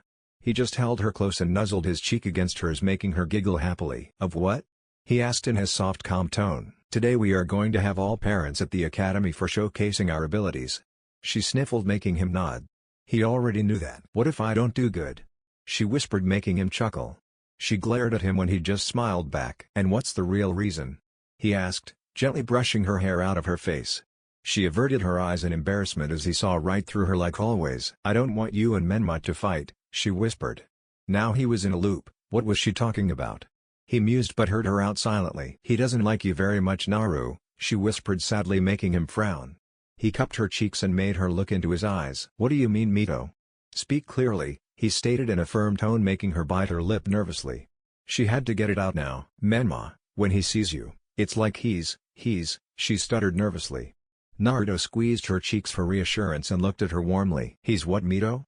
He asked in a warm tone, making her smile. Jealous, she said, finally, making him quite confused. Now he was in for a loop. Shouldn't it be the other way around? Jealous? Of me? Mito, I think you're looking too much into it, he said, getting a shake of the head from his sister. No, Naru, you're so good at everything you do.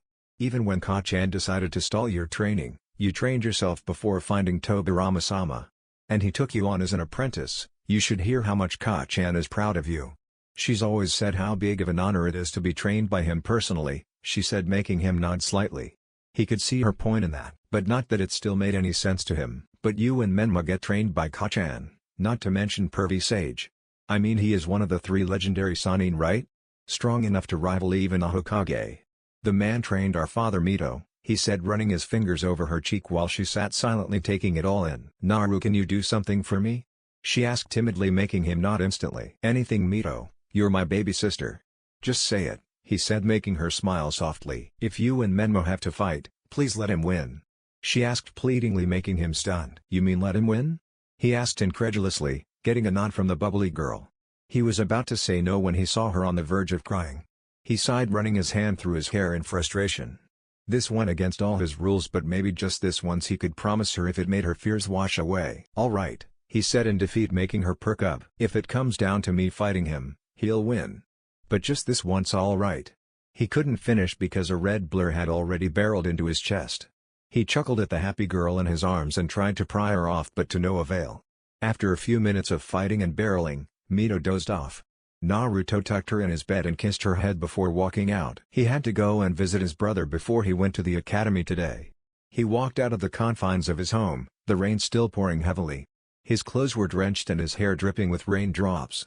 Those calm cerulean blue eyes gazed ahead while his feet took their time in reaching his destination. A small sad smile lit up his face as he saw the destination he was looking for come into view. Uchiha Memorial Grounds. Naruto walked through the several headstones to the one he wanted to visit. He stood in front of the one he was looking for with his hands tucked in his pockets. He couldn't help but think that Shisui should have been here today to see his progress at the academy. You come here often? A voice suddenly asked, making Naruto glance back a bit to see an equally drenched Sasuke there with a somber look on his face, unlike his stoic mask he tried to put on every day. Yeah, I do. What about you? He asked, already knowing the answer. Every day, it's where my family is. I have to come every day, he said simply, and the blonde nodded. They stood side by side enjoying the drizzle over them. Namikaze?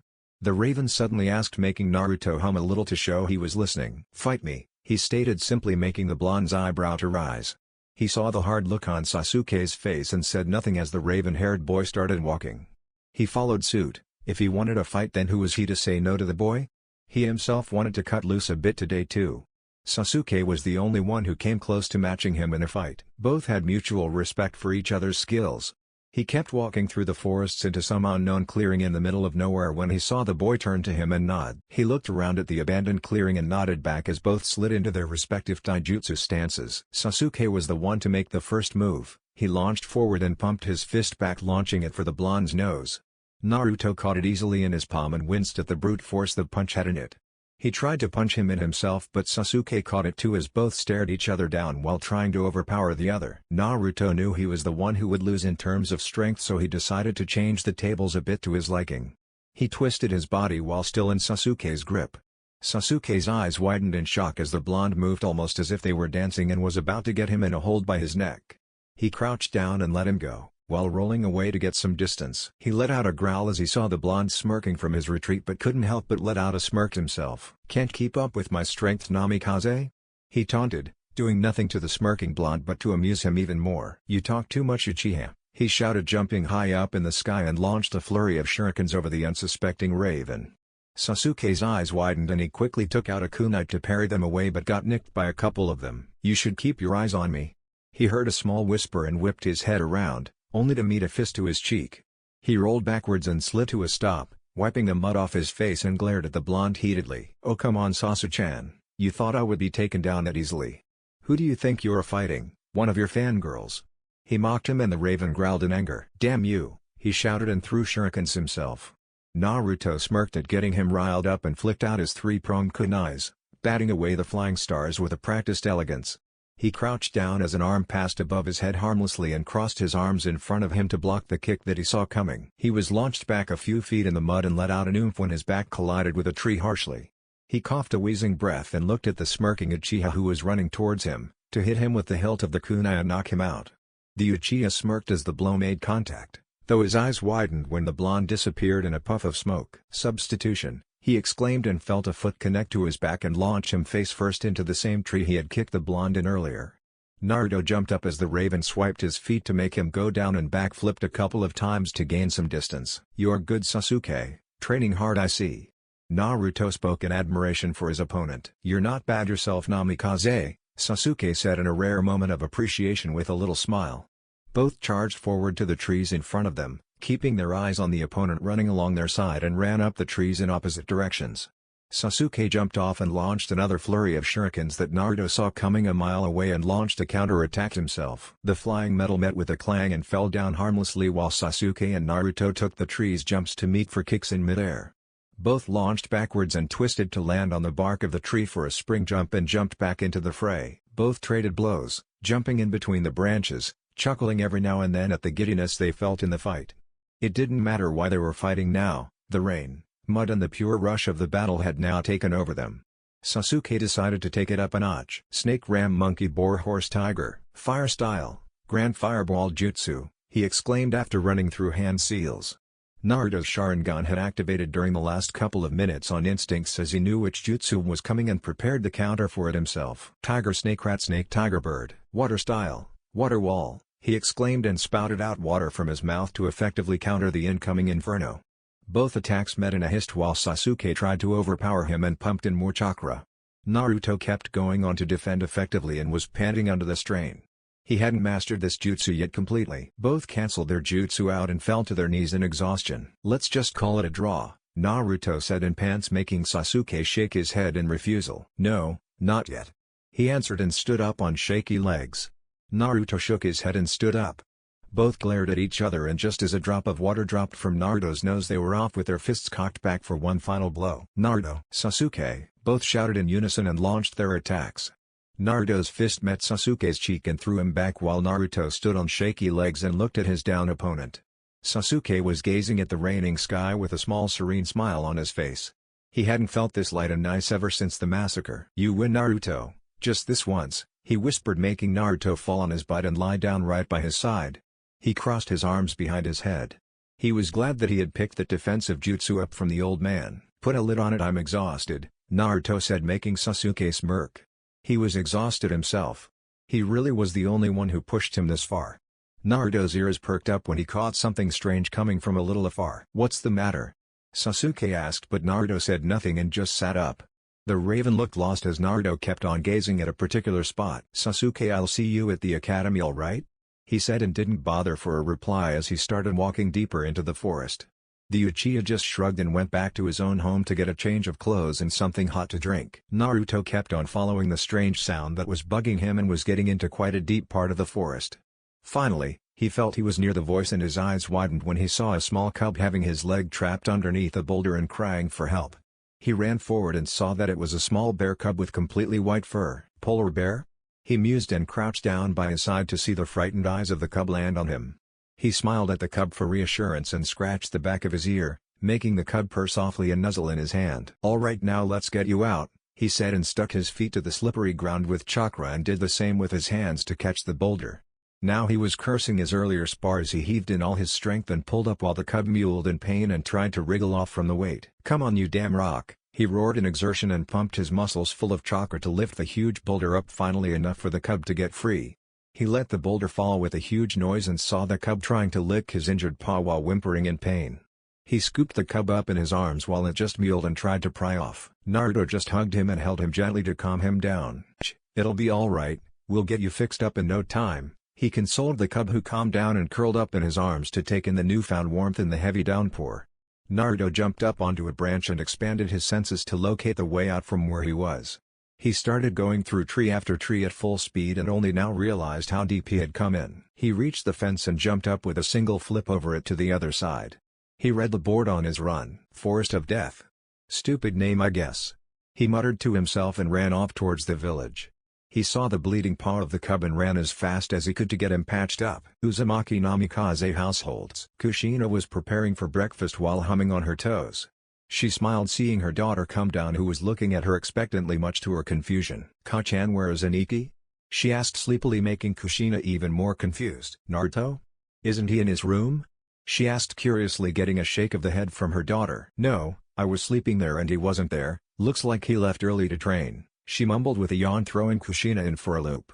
It was raining quite heavily as she saw the storm outside and wondered if he was in some other room when she heard the main door being opened. She gasped as her eyes landed on the drenched form of her son who looked like he had been scuba diving in his clothes. "Ka-chan helped him," he said pleadingly while holding out the cub in his arms.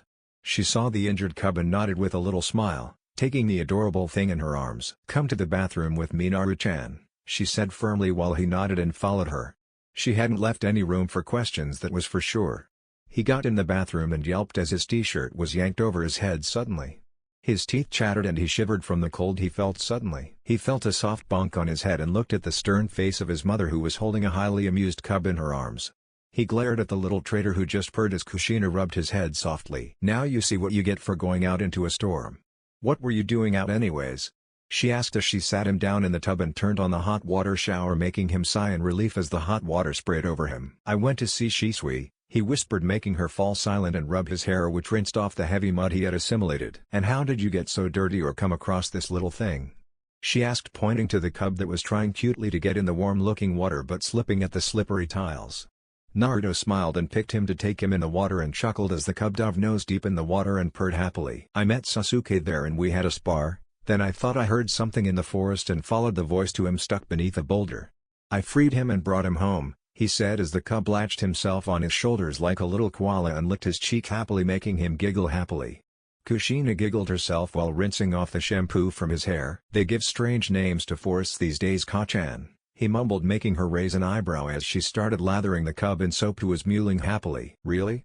she asked curiously and he nodded. "Hi, I found this little thing in a forest called the Forest of Death." "I mean, who names a forest that?" he asked, playing with the cub, not looking at the mortified face of his mother behind him. "You went into the Forest of Death?" she whispered, and he muttered a hi and he played with the cub in the hot water. Now she could understand how he had gotten across to a polar bear of all things to come across. But she was pretty sure they didn't have those in there the last she had heard. "Naruto." She spoke firmly in a serious tone, making two pairs of innocent eyes turn to her, and she resisted the urge to yell kawaii and hug the two to death as the cub's chin rested over Naruto's head. "You will not go there again without adult supervision. Am I clear?" she asked, getting a nod but a questioning look from the blonde. "That forest is used by our village to have survival training exercises to be taught to the Anbu Black Ops. The fact that a child, much less an academy student, went in and came out unscathed is shocking to say the least. Even Chunins think twice before going there," she said and sighed as she saw the two playing with bubbles in the tub and completely ignoring her again. "Naruto." she spoke and got two innocent blinks from the two children in the tub. "Hi?" he asked innocently, and the cub purred in unison, making her sigh in defeat. "What do you want to do with him?" she asked, pointing to the cub in his arms, and smiled when she saw him wrapping him up in his arms protectively. "I want to keep him. I'll take care of him and he likes me, see?" he asked and got a lick on his cheek from the cub, making her smile and nod. She had already figured as much. "All right, I'll talk to the Hokage tomorrow since he was found in the Forest of Death. If he agrees you can keep him, but you'll have to take great care of." She trailed off as she got two wet hugs. One from her son and the other from the cub who had jumped in her arms happily. "Oh, you two are ruining my clothes," she gushed and yelped when she was pulled into the tub abruptly. She saw the laughing form of her son and the cub who was wagging his little tail happily, and her eyes softened as she too giggled and a round of water splashing started in the bathroom. A few moments later a dried-up Naruto sat on the table with the cub sleeping and softly purring on his lap while Mito was stealing glances at the cute little thing. Kushina put down the food on the table and told them all about the new possible member of their family. "Aniki, you should name him." Mito squealed in delight, making Kushina giggle and Naruto smile. "He should name her, since it was a female cub." I guess I'll name her Akira then," he said, and saw the happy-looking cub who mewled and wagged his tail in approval, making Kushina giggle all the more. "I swear she is more of a mixture of a dog and a cat than a polar bear," she giggled, and they all shared a laugh at the cub's expense, who purred happily and snuggled in his new master's embrace. They were all startled when a puff of smoke appeared in the room and Naruto and his siblings had their kunais drawn while Kushina stood in front of them protectively with her chains now protruding from her back. The smoke cleared to reveal the form of a polar bear that came to about Kushina's shoulders in height and was wearing a golden armor over him. He looked really old, but they were all shocked beyond belief when the bear spoke up. "So that is where you ran off to? I had them search the entire lands of polar bears but couldn't find a trace. How she came across a reverse summoning seal is beyond me," the bear said with a tired sigh and blinked as he saw the defensive humans in front of him and came to his surroundings of a house. His eyes then landed on the cub in Naruto's arms, who mewled happily at seeing the old bear. Naruto looked down at the cub in his arms and moved a couple of steps to the new bear as the old bear sniffed and licked the cub, who purred happily. "You're a summon?" Kushina asked, making the old bear look at her and smile slightly with a nod. "Why yes, young lady, I am Yorick, the elder of the great polar bear clan. And this little thing belongs to our realms but has wandered off here, Kami knows how," he said, and looked on curiously when Naruto had her in a protective hug. He felt a hand on his shoulder and looked on at the sad smile of his mother. "Naru-chan, she's a summoning animal. She will have to be returned." She trailed off when he wriggled off her grip and stood back defiantly. "I don't care. Akira's staying with me, and that's that, even if I have to fight him for it," he said firmly, looking at the old bear with narrowed eyes. Well, I rarely ever see such fiery young cubs these days, and I must say he is quite courageous," the bear said, while Kushina watched her son glare at the bear heatedly with a little nervousness. The bear must be strong if it was an elder of his clan, since she knew the strongest of the summons were elder summons. She watched the bear take steps towards Naruto and stiffened while Naruto's Sharingan blazed to life and he flared his chakra, doing nothing to faze the bear in the slightest. "Tell me, young cub, why are you so protective of her?" he asked curiously, and took another sniff from Naruto, who brushed the cub's hair gently. "I rescued her and she's my responsibility now. She's staying with me and I'm not taking no for an answer," he said in a firm tone, leaving no room for arguments. Kushina watched on with a bitten lip, knowing she could be in for a fight with a strong summon any moment now. Her son really was reckless when he wanted something, and he wasn't letting her go. "Very interesting indeed, young one. But I'm afraid we cannot let a cub from our land stay in your world for too long if that person isn't our summoner," he said with a smirk, making Kushina's eyes go wide in shock at his sly suggestion. Naruto though wasn't seeing his point and was getting ready to defend himself as he spun his kunai by the ring and held it in front of him. "So how do you want to do it?" he asked defensively, making the bear smirk in amusement. Kushina wanted to beat his head with a broom right now as she facepalmed. "Well, I guess you'll have to become the personal summoner of Akira now. I'll place a special personal summoning seal on your arm which will bond you two for life, and you just need to smear your blood over it to summon her anywhere," he said, making Naruto's eyes go wide in surprise before he grinned foxily and nodded. "Are you making him your summoner?" asked Kushina in a stunned voice, while the bear shook his head. "No, we shall see if he is worthy enough or not, and I'll have to talk to the clan before it. We haven't had a single summoner in all our years since we don't trust humans. But seeing as how this little one adores him, we'll see if it could be changed in the future," he said, getting a nod from Kushina. "Hold out your hand, young cub," he said, walking up to Naruto, who looked at his mother and she nodded. He held his left arm out when, much to his shock, the bear bit onto it gently and he winced in pain. He could feel his arm burn and saw a strange black marking spread onto his forearm in the shape of a roaring bear around the place he had bitten onto. "There is your seal, young cub, and we shall see what ties you'll have with my clan in the future, if any. For now you can keep our cub. I hope you'll keep her safe?" he asked, getting a nod from Naruto. "Yeah, I count on it," he said, making the bear nod before he puffed out of existence and returned to the summoning realm.